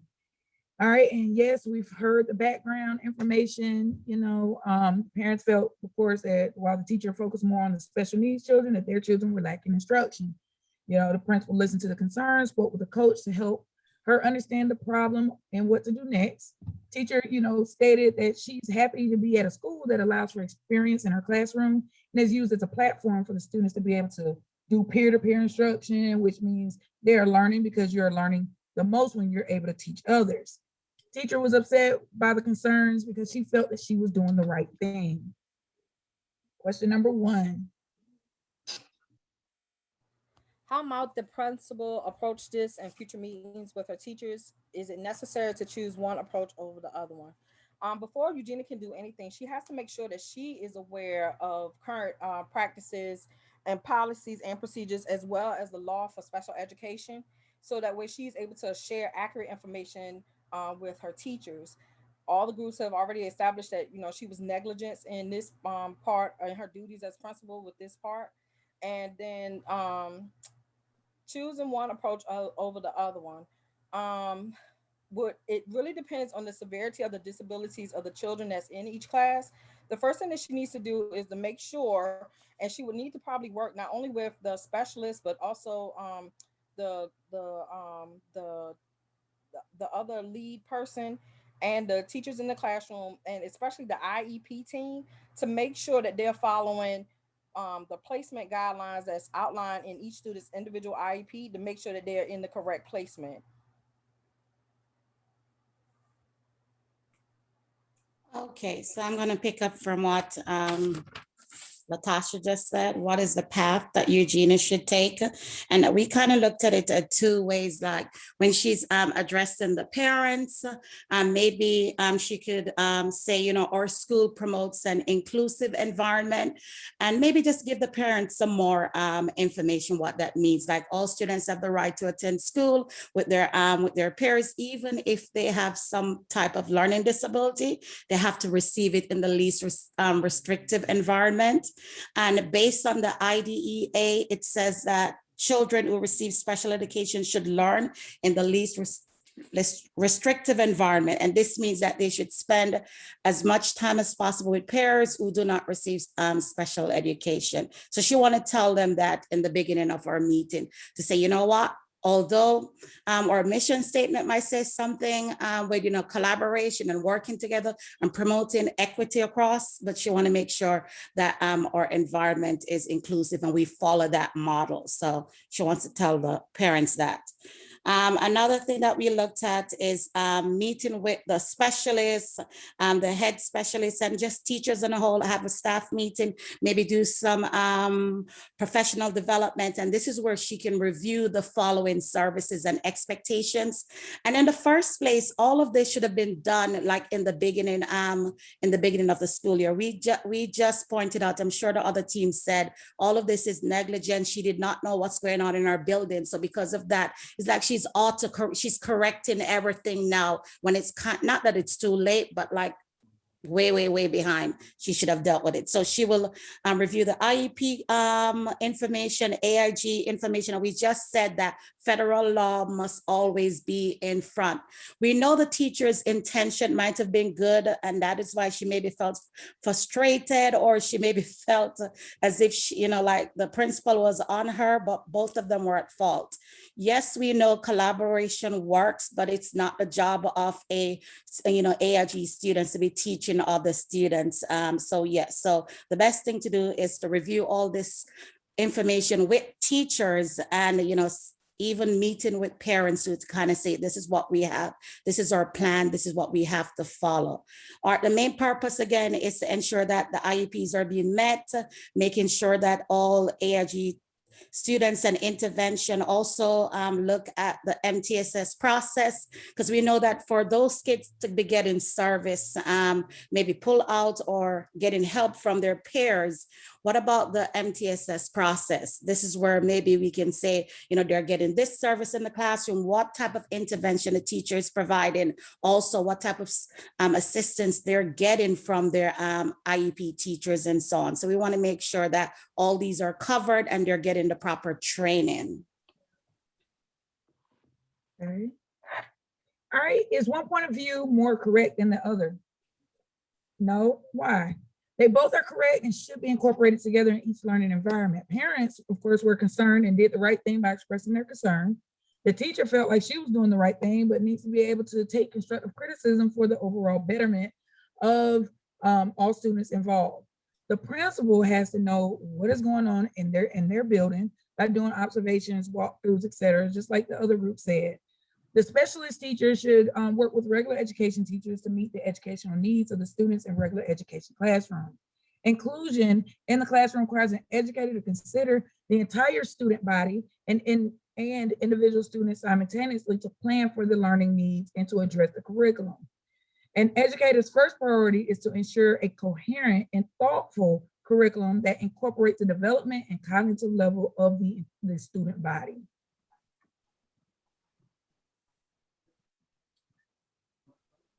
Okay. Well, collaboration ultimately helps the school culture, helps the children as well as the parents, as well as teachers and principals, all stakeholders involved to be on the same page. So the kids from AIG to EC, no matter all those in between, we're here to serve them. So stakeholders can discuss the ways that parents can assist students at home and at school.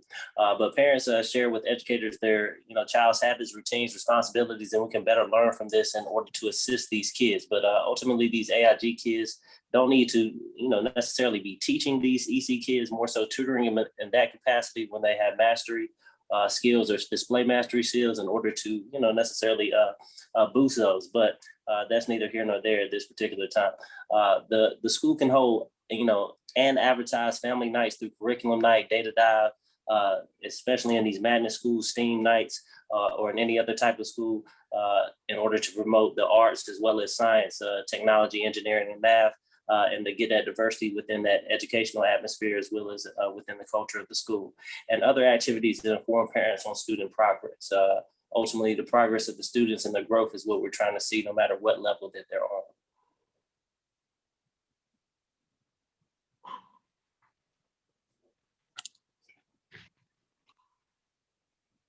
As an expert in the area of learning and evaluation, what might Ismail, the technical coordinator, do to integrate and create some harmony out of the differences in opinion of the teachers? One, you need to make sure everyone understands the laws and expectations of the school. And that's essential. Make sure everyone understands that inclusion will happen and how it will happen and what they can and cannot do, and that students are allowed to actually teach, but should be helping. Also, ensure that all IEPs and 504s are being followed. This is very important from the parents' point of view, because the 504s and IEPs are not being followed, then you have other issues that come in hand. And with the teachers, also might need to demonstrate differentiation. Even though you have inclusion students, not all of them learn at the same level. So therefore, you need to break up the various lessons and teach them in different ways so that all of them can get a firm understanding. And also, he could have teachers have a common planning period together, to share strategies that may work for some students and other students are not getting. And therefore, once that happens, all students might get caught up to a little better level. Next slide.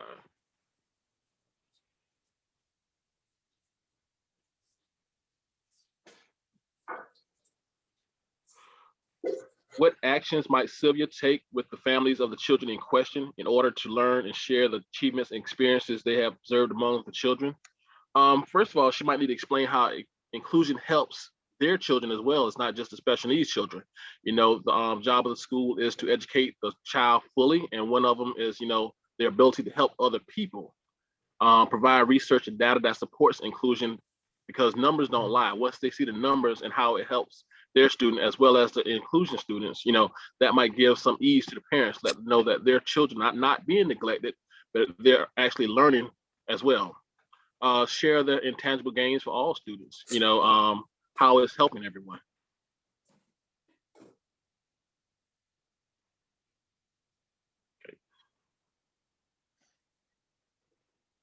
Okay. Excellent. Questions anybody has?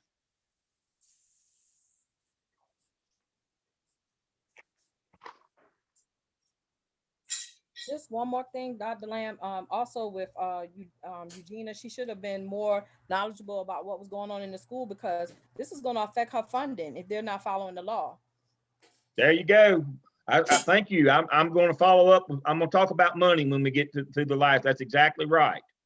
That's exactly right. We're going to talk about, well, we'll go ahead and kind of get into that one right now. In 2004, IDEA was reauthorized under President George W. Bush, and the big thing there was highly qualified teachers. And the reason why we have the inclusion model today is it saves money. It's 20% less expensive than mainstreaming. And because it allows us to stretch our faculty further and more students come in contact with highly qualified teachers. That's why we have the inclusion model. Now, that's why we're doing it. But to Latasha's point is if you're not following all the rules that go along with it, you risk those students, if they're not having their needs met, you risk them dropping off of your head count. If you're not keeping up with their IEP, if it's not being met. So this is a financial issue as well, but it's not only a financial issue on the EC end, it's also a financial issue on the AIG end. If you're not, if your audit finds that if you're not following their plan and you're not doing, you could lose money on either end. And the whole notion of the inclusion model to begin with was for districts to find a way to be able to do what they were required to do with the money that the feds gave them. And so that's been for the last 17 years, when that was signed into law, the last 16 years, when that was signed into law in 2005, it became effective immediately. Districts were scrambling. How do I get all these kids in contact with a highly qualified teacher? If they can't be in contact with a highly qualified teacher, I can't get paid for them and I lose more money. And so the whole notion of the inclusion model is the highly qualified teacher could touch more students in an inclusion model than they could a mainstreaming where the kids came to them. They go out to the kids. That's the whole notion here. It's all about money. It's all about budgets, about knowing where that money comes from and how you keep it rolling. And Latasha's exactly right. If you don't keep up with your pay, people think that you can only lose money if you just don't keep up with your head count. No, kids can drop off your head count if you're not giving them the services that they're supposed to get as well, even if their IEP is updated. Let me say that again. We have this misconception that the only way you lose money on a kid is if you don't do their reeval and their IEP's out of date, and then they fall off the head count. That is not true. They can also fall off if you're not providing them the services as promised. They can fall off your head count that way as well, which will cost you money. Can I ask you a question about that, Dr. Lamb? Yes. Sorry, I was going to ask you this after class, but this really just kind of segued into that. So we're working on EVOS data, our EVOS right now, and claiming students and all of that. And there's a big discussion at our school because they're not wanting the online students to receive any service time on their EVOS from their EC or AIG teachers. They're wanting it to be put as 0 time served. Even though they were served, but they're wanting, instead of, we had talked about maybe doing 70%, 30%, all this different stuff, but they decided they wanted to go with 0. Is that legal? It will be. As soon as, Brad, you want to chime in on that one? As soon as this bill is passed the Senate, it will be. Yeah, I mean, so I shot Dr. Lamb an email the other day about a new Senate bill that's coming out, and it's very interesting because the Senate bill has a few parts in it. One, about virtual learning. The only way you can be a virtual learning school is if basically you've already applied to be one. It's already kind of established. So no more of this like hybrid mess that we're doing now. Right. And then there was another piece in there about the test scores wouldn't count this year, like against schools, which kind of ties into the EC piece. And no school could be deemed low performing this year based off of test scores, which plays a lot into the EC role too, which was kind of interesting that it was like a kind of like, as you described, Dr. Lamb, a trade-off, like, all right, so if we do this for you, then here's what we're going to do for you kind of thing. If you won't do any more of that virtual mess, then we will not make you have to count your scores kind of thing. And so they want you to count what you did this year as 0. And because this year's a wash is what they're saying. But what about, you're going to be held harmless. This year didn't happen. So, but the teachers, like I had to count 100%. Right. But now it's only for the school and school districts. It's not for you. They're going to count the data they're going to look at the data on you to make out the schedule. but we're talking about holding districts harmless for the bad performance of their school. And so it's just like we said, it's a quid pro quo. If you won't do any more of that really bad virtual, what you called virtual learning, which wasn't really learning according to the scores, we won't hold the scores against you. And so what they're having them, so basically everybody's saying, you know, that there was no services this year. What you're talking about, 0. But now that's not the case for teachers. So we're also doing EBOS like Rachel was saying, and we are a complete virtual school. I mean, we are but the virtual. you were existing prior to, so now. Right, but we are counting service time. So yeah, we you are because you were a school prior to. That's what Brad was just talking about. You will count EVOS because you were prior to.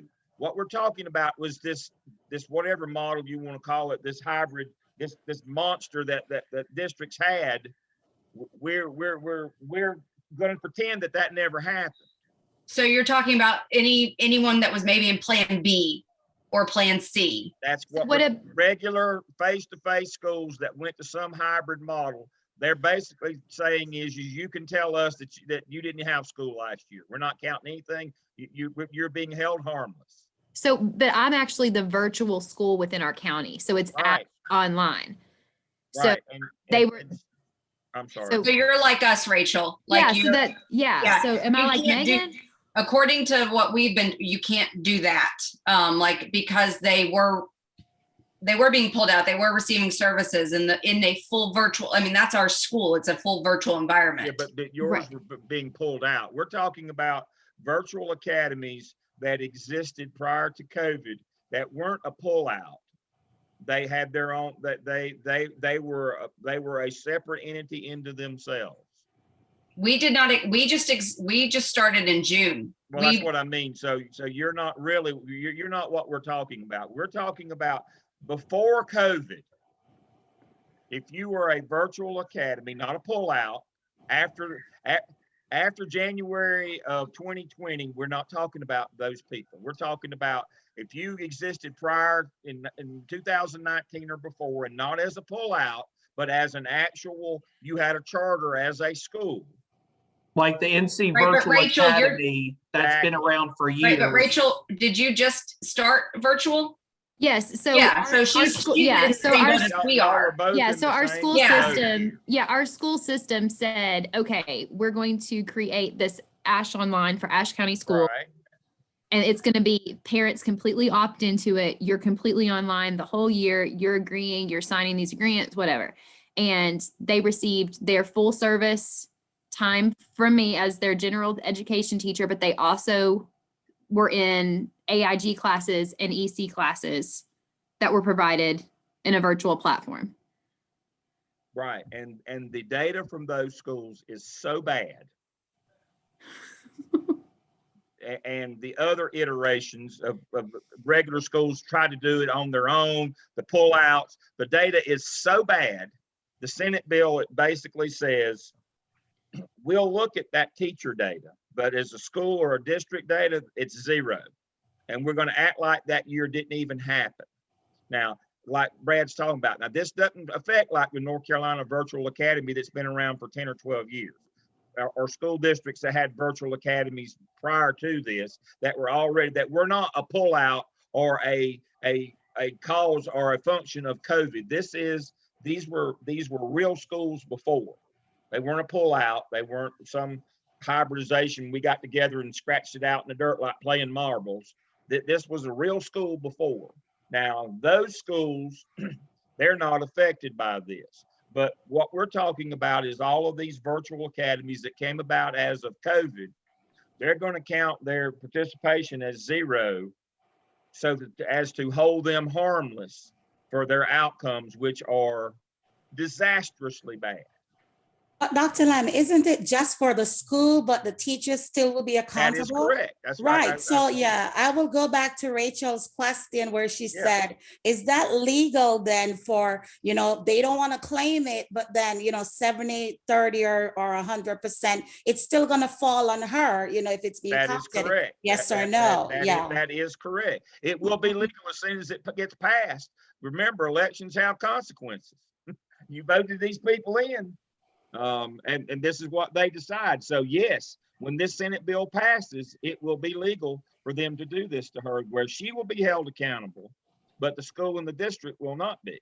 But the EC teacher will not be held accountable? Okay, sorry, I know, I'm sorry, I'm just really trying to.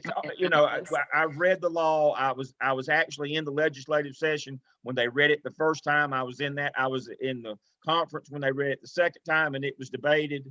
They're federal teachers. They're federally paid. I'm not sure that everybody knows what's going to happen to these federal teachers. I'm not sure that everybody even knows yet what that's going to be. All the Senate bill basically is doing right now is trying to let schools and districts off the hook for a really bad year. That's what they're doing right now. But they've not gotten to the point. Remember which group's in right now. They're not the friend of teachers. They're a friend of administrators and politicians. They're not the friends of teachers. And so, you know, somebody's got to hold the bag here. And so right now it looks like it's going to be teachers, but they, you know, districts themselves can hold teachers harmless. Let's be clear on that as well. Districts can hold teachers harmless as well. But right now the Senate bill is just about holding schools and districts harmless. And basically saying, if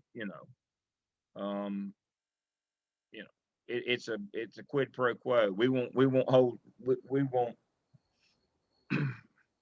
If you won't continue to do this craziness, we'll pretend this didn't happen. Can I just say something? Maybe I'm just one of those principals who's different. I mean, in the grand scheme of things for this year, what would it really matter for teacher growth? In my opinion, it doesn't affect a standard of anything. You're not going to fire somebody off of growth. You can't fire just off growth. Usually you just use your growth to make your decisions about who's going to teach what or anything like that. Usually. Yes, so, it can't count more than 20% of their final evaluation. It's basically who teaches what kids and what courses is what it's about. Right. So if you are a principal who's going to use EVOS to make any decisions based off of teacher ability alone this school year, then you are a nitwit in the wrong position. You're a nitwit. Yes. And that's what I said. This is not, the Senate bill is about holding schools and districts. If there's anybody that has to hold the bag on this, it'll be teachers. And that's mostly in the court of public opinion. You know, the parents will be happy with you. But isn't that why they're going to make the teachers responsible? Because it's not going to hurt in the first place? Right. Because if you hold the district and the school responsible, it's going to harm. That's exactly right. That's good. That's a great point, Marla. That's a great point. They can't stand the political blowback, but teachers have better relationships with parents, and parents will give the teachers a pass. They won't give administrators and schools a pass and districts a pass. That is exactly right. That's a great point. This is a political move. This is a political move to try to get schools and districts, principals and superintendents a little breathing room from public. You know, the public's not happy with public schools right now, as they shouldn't be. But teachers get a lot more grace. You know, all of us need a little grace. Teachers get a lot more grace than principals and superintendents do. And so, as Dr. Caton pointed out, the most that you can count on a teacher's final evaluation from EVOS is 20%. That's the most. And if you're using growth, that you're not in the right business anyway. So the notion of EVOS, again, in the scheduling format, is what teacher teaches what courses and what kids. That's the value of EVOS. It was never designed as an evaluation. God, you're getting me into Jeff Hamilton's argument now. I have Jeff teach EVOS in some of our collaborative groups and professional development I do with school districts. I do the calculus, but he does it. But the whole EVOS was never designed for teacher evaluation. That's not what it's for. It's to give us a roadmap when we schedule a school as who teaches what and what kids. Well, if you also talk about public opinion, in Charlotte-Mecklenburg, our school board just approved a budget last night that includes a raise for teachers. Now, it still has to go through the county commissioners. And, you know, we haven't had a budget a state budget in North Carolina for at least 2 years, so who knows what will happen there. But that right there just shows you if our school board is wanting to give teachers raises, they're not saying teachers are responsible for the debacle of what occurred because of COVID. Right. And so, you know, you just need to keep that in mind. I can't speak to what individual principals are going to do, but again, if you are holding your teachers responsible for this debacle, then you are a nitwit. So now I'm going to, you know, also go off the limb here as a principal, and maybe this is me being too personal, is that, you know, unfortunately, because I don't want my scores to count this year, I know they're going to be horrible. My scores last year, I knew were going to be great. And so we're frozen. And if you didn't know, in North Carolina, I'm pretty sure, you know, we're paid according to our growth and according to what our, you know, how we do. And so that's done deal for us. So we're at a standstill. It would be a great thing for us if our board would do something for principals as well, for teachers. They just usually look out for teachers, which I understand people will say, you know, hey, we're principals, we shouldn't. However, these past 2 years have been a lot. So sorry, I got personal. Yeah, but these are things that the folks around this screen need to know. Is that principals? Well, I have been compared to the people inside the building multiple times this year. That's why I'm like, I've already turned in, I've resigned for next year. Like I've already left. Like, you're at the wrong school. Well, I mean, it's been very, I mean, and of course my principal, we just did the NC check-in 3 and he was like, oh, your ELA scores are higher than the ones in the building. And I'm just like, you know, it doesn't even matter at this point. It does not even, like, I'm not concerned about their scores. I'm concerned about their health, their mental health right now. Like, that's what I'm concerned. My students is their mental health. You know, Rachel, you know as well as I do, a lot of times when we talk about the absolute scores in a building, it's about who you get and not what you did with them. And that's one of the things we have to be careful about, comparing ourselves to others and comparing teachers in the building. As school administrators, remember, back to Hertzberg, principals can't be a satisfier, but you can be a dissatisfier if you know if you're not a good person and you do dumb things like that. When you start, and you don't want to be that person. You don't want to be the person that everybody says, you know, that you're the bell cow. You don't want to be that person either way, where you're the one that they use you as the good example nor the bad example, because that alienates you from your colleagues either way. You know, that's kind of like in the case we're going to talk about a little bit next week about, you know, the teacher doing inappropriate things and then the principal putting the notice in the faculty lounge and beating it and punishing the many for the sins of the few. That's another one of those dumb things that you can do. If this teacher is having a problem, you address that teacher, good or bad. But you don't do it through a comparative basis. And too many principals do that.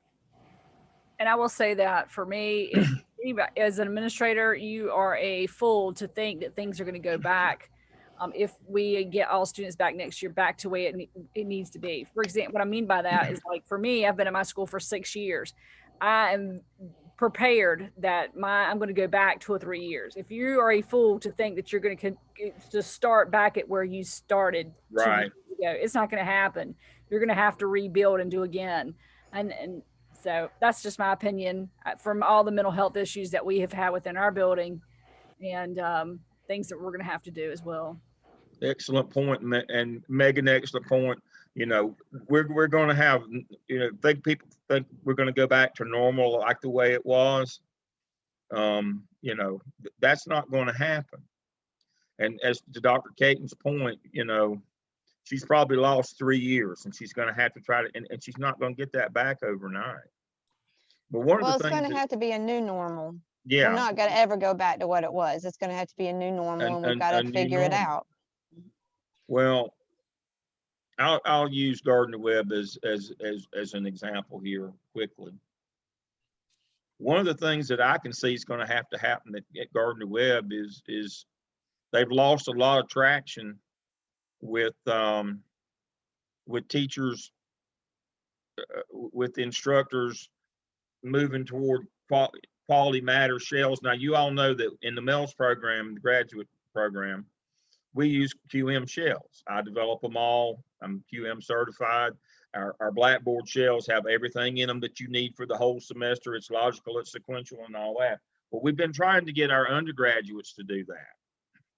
Well, you know, that's the heart of an online program. You can't teach online with just, you know, with notes written down on a piece of paper. You have to build out that shell. And we were working toward that, and some of us were even helping some of our undergraduate colleagues, you know, to learn to use Blackboard and how to build shells and do all that. Well, when they were thrust into it overnight and said that, you know, you're going to be online starting next week, we lost a lot of ground. We've got a lot of people that will never voluntarily go back to teaching virtually or using Blackboard ever again. They've had such a bad experience. Now, that's just my personal experience, me trying to help colleagues where I work is now, if I were to walk up to somebody and say, you know, are you ready to go back and I'll help you do those shells, they'd punch me in the nose. There's a lot of bad things happen during this time, and it's going to take a lot of time and healing to get over that. And some people won't ever get over it. I'm sorry. Some people have had such bad experiences, they'll never get over it. And you're never going to be able to have a professional conversation with them about, you know, let's work on developing those shells and learning how to use all the functions of Blackboard. I'll teach you how to do responders, you know, how to do, like when you teach a physical mathematical sciences, like me, I teach statistics in the doctoral program. A lot of my tests in calculus, I just do in responders, where they take the test on their own. They can take it as many times. And there's a whole lot more functions in Blackboard, but nobody wants to hear that now. Trust me, they don't want to hear it now. So yes, it's gonna, there will not ever go back to the way it was before. And we're gonna have to accept that we've lost a lot of ground during this time as well. I believe we have one more group, Marla, your group, that's Michelle and Joy and LaQuisha. I believe y'all are the last group this evening. Yes, sir. Michelle, you pulling it up? You're on mute, sweetie.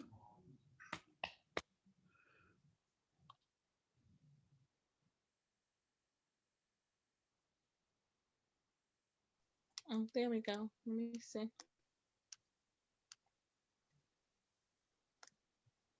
Nope. No, it's it's late. While she does that, Dr. Lim, Okay, there you anyone go. that's an online instructor and the coaches, please stay behind. I have a doozy I would like to share. All right. You don't click view, please, and then click present, because that's too small for me, Michelle. Please. Please. Please, pretty please. There you go. Yeah, click present. There you go. Thank you. All right. Sorry. Ready? Hello, everyone. This is our case study number 4, inclusive education, success for all or success for some. And our group is Michelle Coleman, Tamara Adams, Joy O'Neill, and myself, LaQuisha Wilkins. And next slide, please. The number one thing that we really wanted to focus on, just stating the facts, federal law does not require inclusion. The 2 federal laws that are governing the education of children with disabilities both require a significant effort to be made to obtain inclusive placement. Inclusion allows all students to be in a regular education program or classroom on a full-time basis, and any services provided be brought into that environment for the students. All right, let me stop you right there. This is what I was referring to before. We went to the inclusion model as our iteration or our version or our interpretation of EC services in order to meet the highly qualified teacher standard from IDA of 2000, reauthorization of 2004. Starting in 2005, we had new standards in terms of having to have highly qualified teachers for exceptional children. We didn't have enough. We chose the inclusion model because it allowed us to meet those highly qualified standards. So that, again, back to the law, you got to understand, nobody says you have to, the law was not passed that said we're going to go to the inclusion model. No, the law said you got to have highly qualified teachers. And the vehicle to get there was the inclusion model. That's where the confusion and a lot of the problem stems from inclusion, because a lot of parents know that and don't like inclusion. And it's the regular ed parents that don't like it, that know that's saying choose a different model. We can't choose a different model because we can't meet the standard for highly qualified teachers through the mainstream model. So excellent point. Excellent.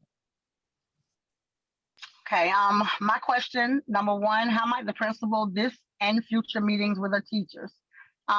Is it necessary to choose one approach over the other? My response after speaking with my team is the principal should not start by stating parent concern, but instead should consider gathering feedback from parents of all students. She should then ask Sylvia to share and explain the pros and cons of her approach and share data as a support. This allows parents and teachers' perspectives to be considered throughout the decision-making process, alongside providing the data to support the decisions being made or any decisions that will be made. Prior to sharing the concern with teachers, Eugenia should look at the data and responses from parents and teachers, concerns, progress, and challenges in order to come up with a solution. Having a collective summary of both approaches can both ensure success to all parties and build on the strengths of both populations of students.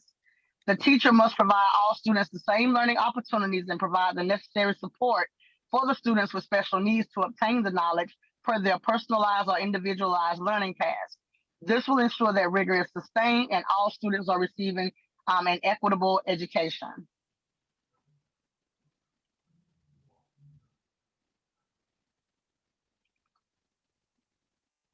Thank you, Ms. Michelle. You can go to the next.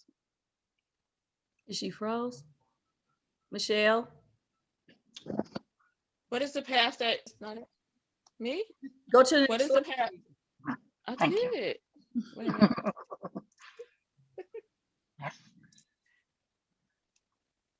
What is the path that Eugenia should take? The principal, Eugenia, should contact and conduct an observation in the inclusion class to gather insight on instructional practice. If further clarification is needed, Eugenia should meet with Sylvia. As a requirement for all teachers, Eugenia can ensure that they are planning lessons to not only promote but challenge all students to reach their highest potential. This can be done through personalized learning instruction. Is one point of view more correct than the other? Why? Everyone's point of view should be acknowledged. Parents should have the autonomy to voice their concerns about their child's education. To support instructional practice in the classroom, the teacher should provide research to parents explaining the benefits of working in the least restricted environment.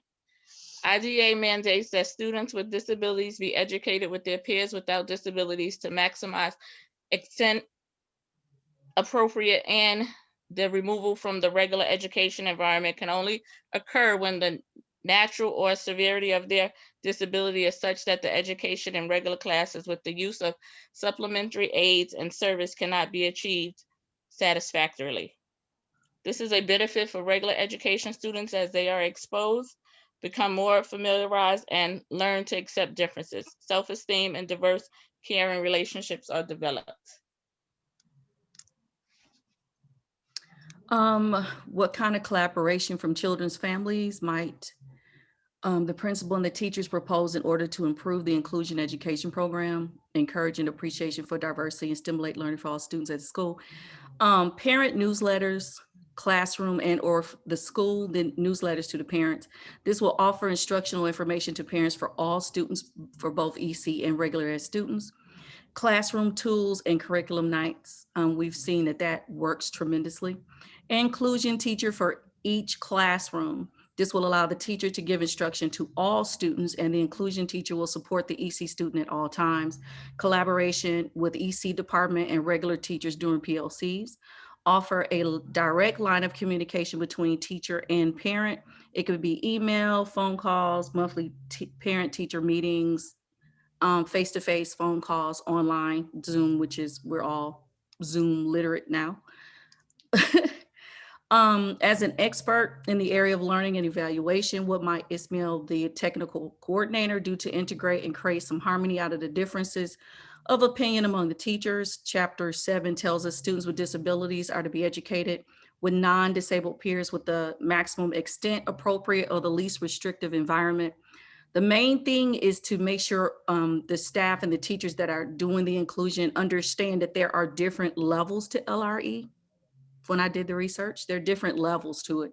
So to say that it's only peer-to-peer or just the inclusion, there are different levels to that. And I think even training the parents to make that understanding is very important for the principal to know that as well, because it didn't look like she even knew that. Integration, offer professional development to staff on LRE integration and model how to accommodate for students at all learning levels. Demonstrate the peer learning model and promote the collaboration among the different subject areas during the PLCs. Offer resources to promote continual learning for teachers to support constant inclusion with inclusion teachers and regular ed teachers during PLCs as well. What actions might Sylvia take with the families of the children in question in order to learn and share the achievements and experiences they have observed among the children? Parents should have first expressed their concerns to Sylvia. Parents could have gained clarification on the process of learning within her classroom. Sylvia could provide data to parents of the progress that students have made, such as benchmarks, testing data, overview of grades and assignments. Invite parents to observe instruction, provide information about instructional best practices, inform parents of the instructional framework used and how it benefits students' academic success, student-led conferences, and then weekly digital communication or call outs. In conclusion, overall, Sylvia should take steps to improve her instruction and keep parents aware of academic progress. She can teach to the needs of the students, so differentiation, higher performing students receive more rigorous instruction, and then all students have engaging and specialized activities. Eugenia was negligent in not knowing best practices and ensuring inclusion was being implemented effectively and lawfully. She should observe classrooms to know what are the issues in instruction and make data-driven decisions on how to address those issues. I would like to piggyback off of what Tamarla has stated.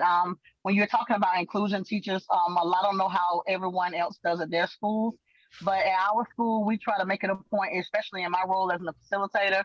I share with the teachers that when they go in the classroom, don't just work with your EC students. They may be a support. It's more of a collaborative environment because they focus more on the deficit skills or the foundational skills that any student would need. That keeps us from pretty much pinpointing which students are EC or even releasing that. So I just wanted to share that. That's one thing we do like about inclusion. It's just making sure you specify. They know that if their student needs something, they pull, but to keep from pinpointing those students, they will go into breakout rooms now that we're virtual with any student that needs assistance. And that's what the students think. Yes. Yeah, that's a good notion. That also supports Tier 1 intervention for MTSS as well. Yes, we do that a great deal at Turning Point. Yep, that can be a key component of your Tier 1 intervention, which for any kid. Mm-hmm. They don't have to be identified or referred or any of that. So yes, that can be a key part of that as well. So you can kind of kill two birds, for lack of a better metaphor. You can kind of kill two birds with one stone there, doing it that way. But again, to make sure that we understand, the inclusion model is what everybody kind of at various stages along the way, to just about everybody's doing it now, because it was an unfunded mandate. Back to budgets. Federal programs have budgets that come with them. when this was signed into law, this reauthorization of IDEA, and the big change was highly qualified teachers, there was no additional money that came. And districts were under the gun, literally under the gun, to figure out how are we going to get more contact with highly qualified teachers under the existing structure that we have now. And so it's fallen to the inclusion is the best model to achieve that highly qualified standard at a price that we can afford, because districts, there wasn't more money to hire more teachers. And so it was an unfunded mandate. And so you're right. Some parents know that. They've read the law. They know more than I do, and might know more than you do. They've read those things, and they know that there's no law that says you have to do inclusion. And some parents will walk in your building now and say, and they'll qualify their conversation with, "I'm not a fill in the blank racist, bigot, whatever." And then they'll say the most racist or bigoted thing. And you've got to learn that, because they're there to advocate for their child.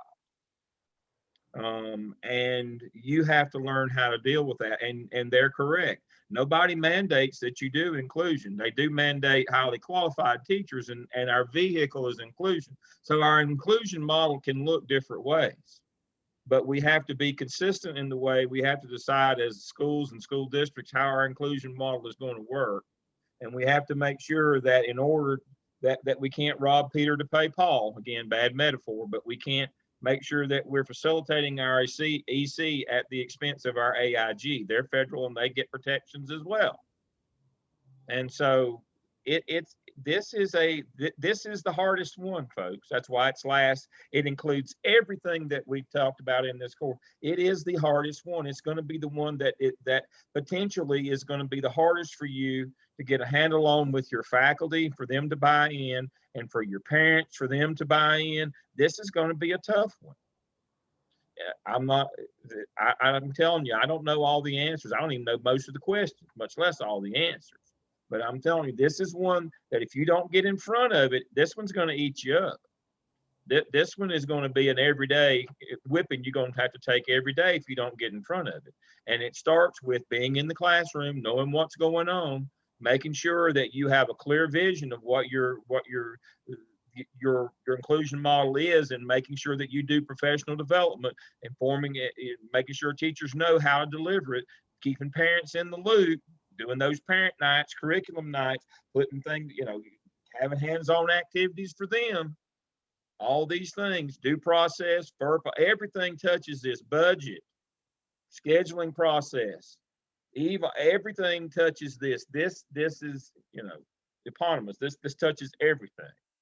And it's I won't say it's the perfect case study to close with, but it's as good as I can do. And so we've spent 2 hours tonight, but and you've had a lot of good input. And next week we're going to have kind of an open session. We're going to talk about sexual harassment, because that's the biggest social societal problem we have right now.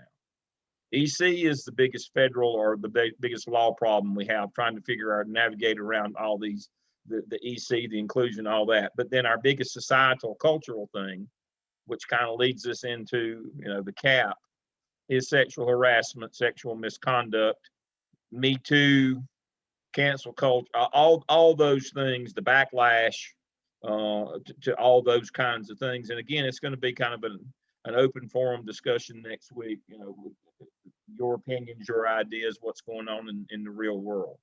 And so I'll kind of stop us there for tonight. I appreciate your participation. Your presentations were excellent. They have grown and developed as you have. Your knowledge base has this semester.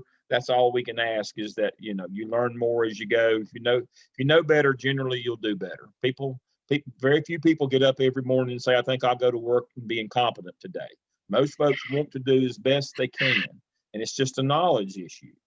And so you have increased your knowledge, but not just telling you what to think, but how to think and how to find information. who was the night said when they were doing their research that, I think it was tomorrow, said, I came across this. That's what we want you to do. That's what school law is about. You got to go dig and find and learn and read and become an educated person yourself. That's the whole notion. And that's what case studies are about, is that you get out, and if you don't know, you find out, because that's what you have to do as a principal.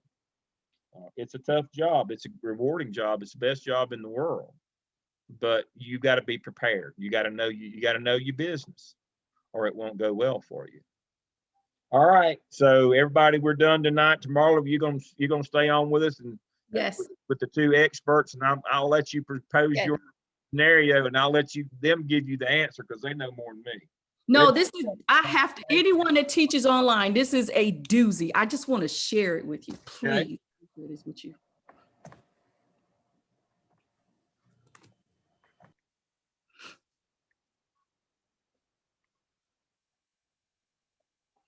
So Dr. Lamb, you are not gonna believe this. So you know that I teach with Southern New Hampshire, right? Mm-hmm. I've been teaching for various online universities since 2005, but I've never experienced this ever. Even my lead teacher said she had never heard this before. So, the Turnitin system, all of us as students, we've used the Turnitin. So I was grading papers at the beginning of this particular term, and student plagiarized. I noticed that the paper name of the paper she plagiarized had the same last name as hers, different first name. Gave her an opportunity. This is a 98% duplication. Please make sure you resubmit in your own words. Gave her opportunity. Second paper, she did it again. Gave her the same message, copied her advisor, said the same thing. This is the second time, right? Decided, contacted my lead teacher, said she keeps doing this. She was like, okay, Adams, we're doing it right. Let's see what happens. She did it a third time. This time she sent me an email and she said, this is my twin. We're in the same program. We have the same major. We're doing the same classes. Do you think the computer is confusing us? I took a deep breath and I said to her, because she went to telling me, all the issues she's having, and I understand. Right, I see you, Dr. Lamb. And I said, I understand you're having some difficulty, as I am too. I've lost my mom, blah, blah, blah. And I understand. But please understand, the computer does not care who you are, and it doesn't care who your sister is. You should not have the same sentence structure, the same grammar. You shouldn't have any of that, right? So she emails me. No, what I did is screenshot. You submitted this paper March 24th to me. Your sister submitted her paper January 8th to this instructor. It is the exact same paper. I have given you 3 chances to resubmit 3 different papers. The class ends Sunday. You must resubmit. But I had already turned her into the plagiarism department, right? So the lead teacher said, this is a doozy. I'm also contacting the deans. I can't believe her, right? So she then turns back and sends me an email. Now, this is the doozy. Long email, because I said it shouldn't be the same structure, same grammar, blah, blah, blah. Well, Miss Adams, we're identical twins, and we had a test done when we were in elementary, and the test came back and said that we think the same. That's what she said to me. Funny. That's funny.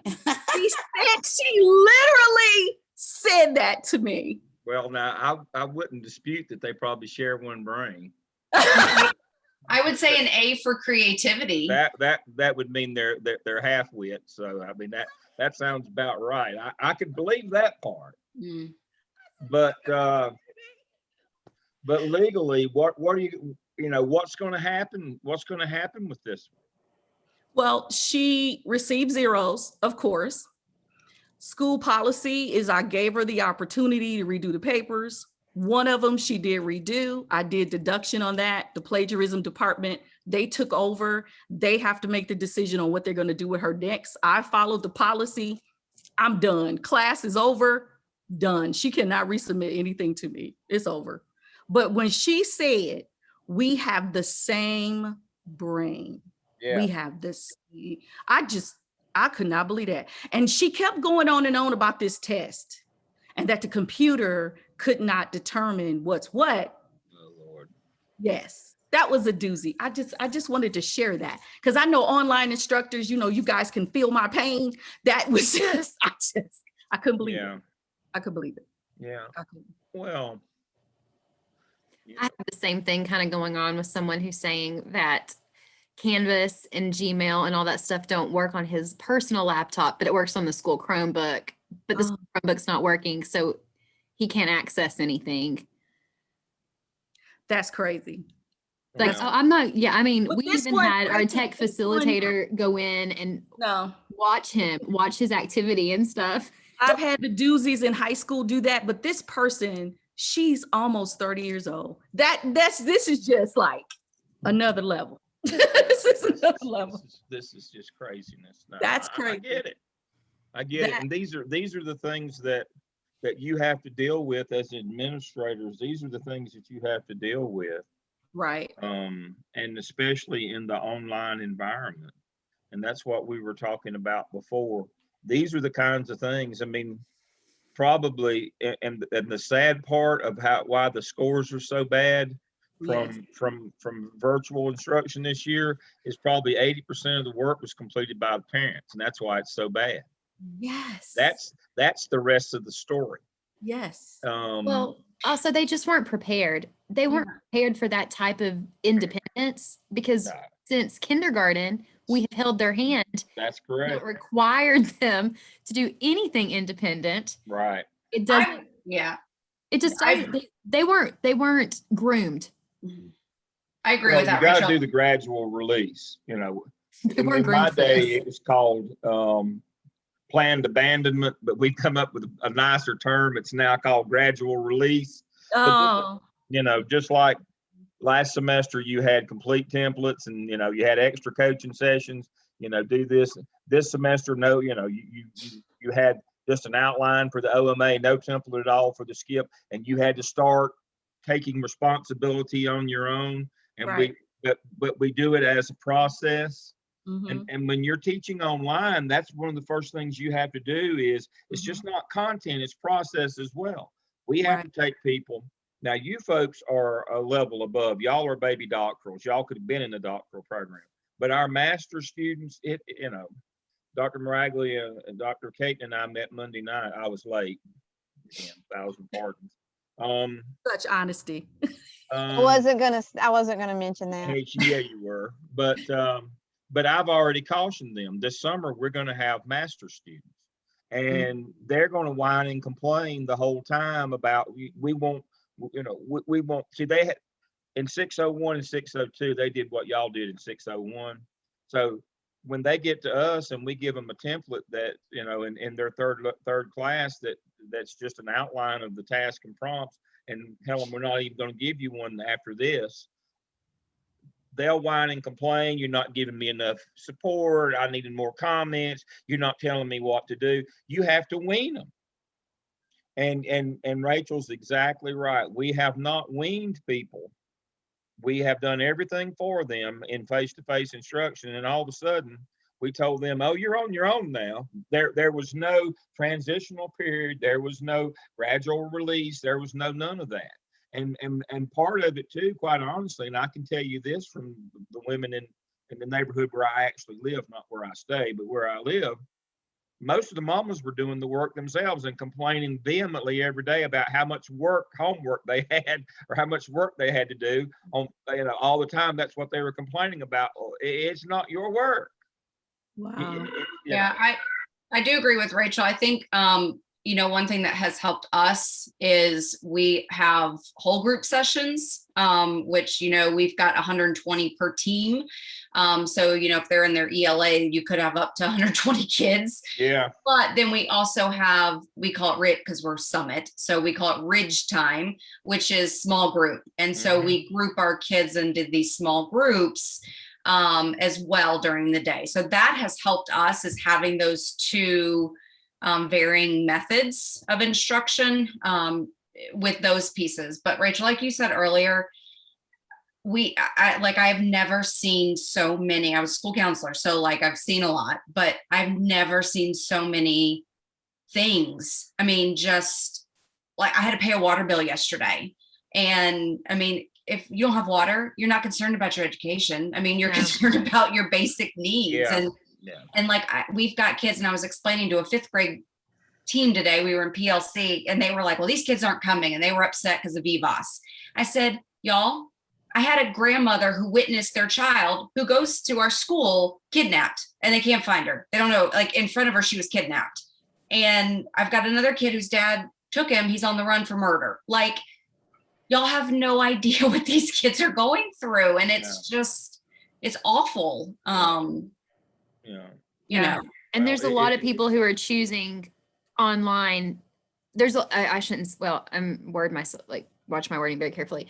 There's a lot of families that are strategically choosing the online. True. There's a lot of, yes, I agree with that. Strategically choosing this environment because it masks what is totally agree face-to-face instructional setting. Yeah. There's some people taking advantage. There's some people that truly just don't have the capacity right now to deal with education, which I mean, I get it. Like, I totally get it. But it's just, it's insane. Well, I hate it. I'm concerned with our numbers. Our numbers fell, you know, in our program, fell this spring. I'm concerned about the fall. We had that meeting today, but I was having lunch today with the provost, and you know, he shared with me, I guess it's probably not to be made public, but the initial reports are, in terms of, they asked students at the end of every semester, are you planning to return or not? Traditional undergraduate. Obviously, I don't work in that realm, but when Ben and I were talking today, I mean, that, you know, we talk about all these different things. We're talking about recruitment and, you know, what numbers we're looking like and all those kinds of things. And so he said that right now, by far, we have the highest percentage of traditional undergraduates that report that they won't be back in the fall.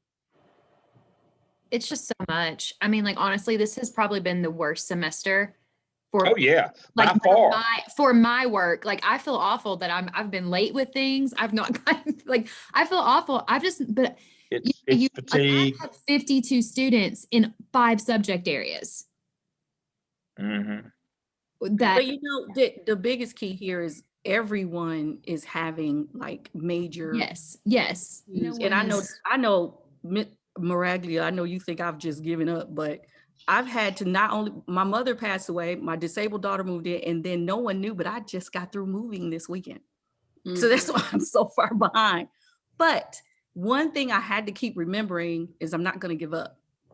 Even though we're all going through this process, if I'd have given up, I had to remember I've got students looking at me. If I give up, then what am I telling them? Yeah, they're going to give up. Right. Yeah. But I remember something about, I lost my train of thought that fast. See how tired I am? Yeah, that's just it. You can't give up, and even though but everybody is fatigued, everybody's tired, everybody's lost loved ones. But the financial piece, you know, when as you know, Steve was, I think maybe that was a day or two before, we were talking about there's a regular bunch of us that eat lunch, varying group, the attorney, the president eats with us sometime, provost, you know, dean, institutional effectiveness, me and Tubbs eat together most of the time, the VP for institutional effectiveness, the old people, we kind of have lunch. But one of the things that was talked about earlier this week was it's only going to get worse when the COVID money runs out. And but more importantly, when they stop the ban on evictions, you know, the homeless McKinney-Vento is going to kick in. Yeah, it's going to be worse than ever here shortly when we get to the point where the moratorium on evictions happen. People, I mean, we've been kicking the can down the road, and let's be quite honest here. I remember now what I was going to say. The amount of money that people have been getting is not enough to stave off disaster.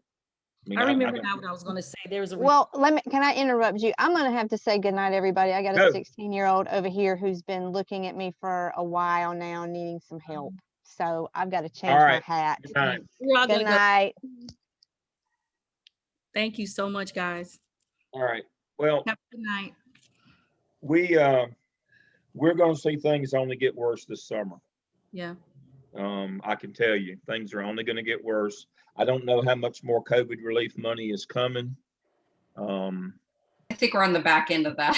It's also scary because the value, I mean, like if you think about just basic economics, the value of our dollar is going to decrease drastically. Oh, absolutely. And it's going to be scary. And I mean, all this money is great. Don't get me wrong. Like my bank account is very appreciative and my funding for this program is very appreciative. But like, there's going to be a point we're going to have to pay something back. Like they're going to have, I mean, it's coming. Like we're going to have to pay it back. Well, yeah. And it's going to be our class, like our class that. Yes. Totally agree. And so it's going to be up to us to pay this back. I mean, you can't keep printing money. You can't keep writing people checks. No. I mean, I want to be compassionate, but you can't do that. Now, I'm the dumbest person in this conversation by far. I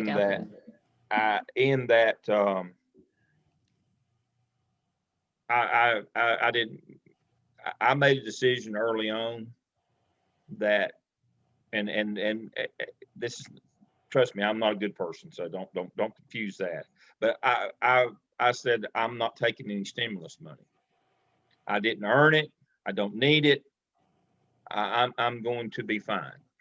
My wife and I, we're fine. We've got more than I ever thought we'd have. We don't need that money. The problem is we had way too many people who didn't need it, who not only took it, but found ways to scam more of it. And so if I wouldn't feel so bad, to Megan's point, we're going to have to pay it back. I wouldn't have felt so bad if it had went to the people who need it, but a lot of the corporations will never pay it back. A lot of the scammers will never pay. The majority of it the people who end up paying it back will be people who didn't get it or who got very little to begin with. The people who got the lion's share will not pay it back. Yeah. But with all the tax breaks and all the other the corporate sweetheart deals and the economic incentives and all those things, but you're exactly right. At some point, you pay it back, even if you don't send anybody a check, you pay it back with less buying power. Absolutely. Your dollar isn't worth as much as it was before. Yeah. Now, I hate to say this, but my house is worth a lot more money. Because of COVID, the housing market has gone through the roof in Charlotte, and I live at Lake Norman, in the wealthiest zip code in North Carolina. And so, my property value went up on my house at Lake Norman went up $160,000 last year, just the evaluation. $160,000 the value of the house, and I could probably sell my house for probably twice what it's worth right now. Double that. There's a bidding war right now for in those kinds of neighborhoods, but that's more about the income disparity and the fear the generated. They don't want to live with those people and wanting to move to private neighborhoods and communities and those things. So I can't complain about me and my family in that economically we've made out during this. I feel bad about that to the point where I wouldn't take any money. But there's everybody's not in my there's a whole lot fewer of that than the people who are going to be hurt that will never, my point is, they'll never recover. There's a lot of people, the age of the people that are on this screen right now, I wasn't hurt, but the other three of you, you will never recover, because to the point of your dollars, if it's worth $1 now, it's going to be worth 50 cents next year. I mean, that's going to be the effect of printing all this money. You And know, see, Dr. kind of like Lamb- what you were talking. Oh, I'm sorry. Tomorrow. No, I was just going to tell Dr. Lamb, I agree with you. You know, that small business loan that they were giving out, I have a business, but I told them I don't want it. You know, my business tax man, he said, why don't you go get that money? And I said, no, I don't need it. I'm not going to get that money. I don't need it. Give it to someone that need it. Exactly.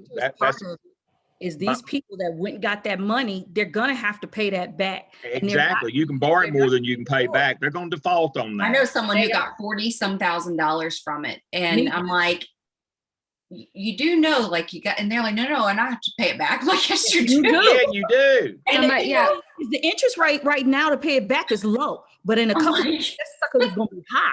And they're going to have to pay it back.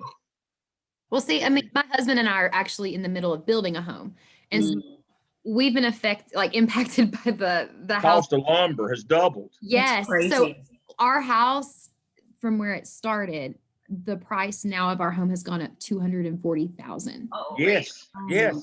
And so literally my husband and I are like, how are we going? Yeah, because we built two, but again, it was 5 years ago. So Like, I mean, how are we going to do this? I don't know. Couldn't even imagine.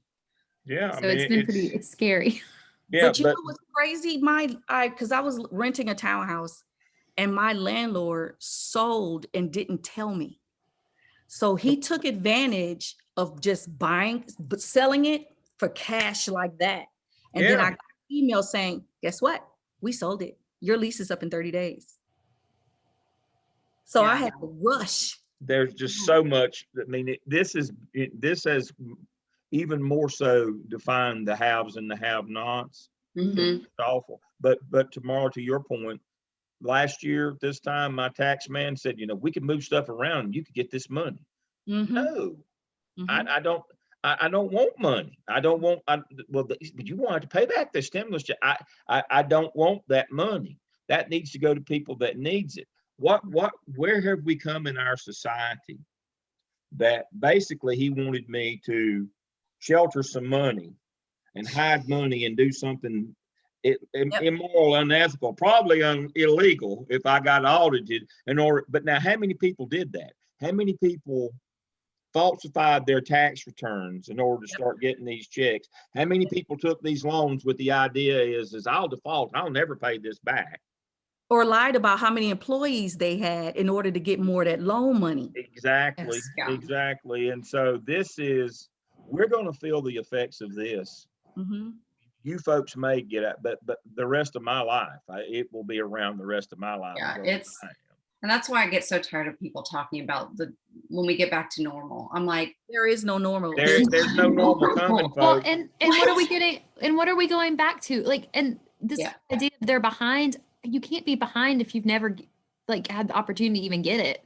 Well, I'll give you the example, and we're gonna have to wrap this up because I've got to get this video done tonight. My parents grew up during the Great Depression, and that shaped their entire life and a lot of their values, and it's still talked about today. You realize that it seems going to be at the end of this decade, it's going to be 100 years, and we're still talking about the Great Depression, and it shaped my parents' entire life. Every day of their life was shaped by that. And this crisis is much worse than that was. So why we think that we're going to be back to normal next year when we're still talking about the Great Depression that happened 97 years ago, 98 years ago, and or 92 or 3 years ago, 1929. In 7 years it'll be, so it's 93 years ago. Why we think that we're going to be back to normal next week when it shaped an entire culture generation, it shaped our country for the last 100 years. Why we think that we're just going to get out of it next week and things are going to go back to normal? You 'Cause folks we are haven't- gonna deal we with haven't it recovered the from the rest of your adult life. It's gonna shape, just like you're talking about the house. You know, that house is now $240,000 more than it started. This is gonna shape the economics of how you live your life for the rest of your working life now. So there isn't going to be any normal. There isn't going to be any next year will be fine. Dr. Caton was right. She may have been optimistic that she's only lost 3 years of a 6-year program. She's only lost 3 of it. My suspicion is that she'll be worse off than when she came 6 years ago. I don't want to say it. I'm just telling you. I do numbers for a living, and I can tell you what the probability is there. And so things are not well. Megan, to your point, a lot of kids have a whole lot more to worry about than attending some online class or what's going on in school. They have so much more than that they have to be involved with. And parents, I mean, parents, just think of like my kids here. My turning point kids, not regular ed kids. I mean, my turning point kids will tell you in a minute, man, I'm not thinking about this mess. They're up 2 or 3 o'clock in the morning, hustling in the street. That's what they're doing. They don't care. They're not thinking about education. No. They're just trying to survive. They're just trying to survive. There's that old man. That's when I hear in the house talking loud. All right, y'all have a good evening. I will see You as y'all well. next Thank week. you, We'll Dr. wrap it Leanne. up. Good night, Rachel. Good night, Megan. Night, y'all.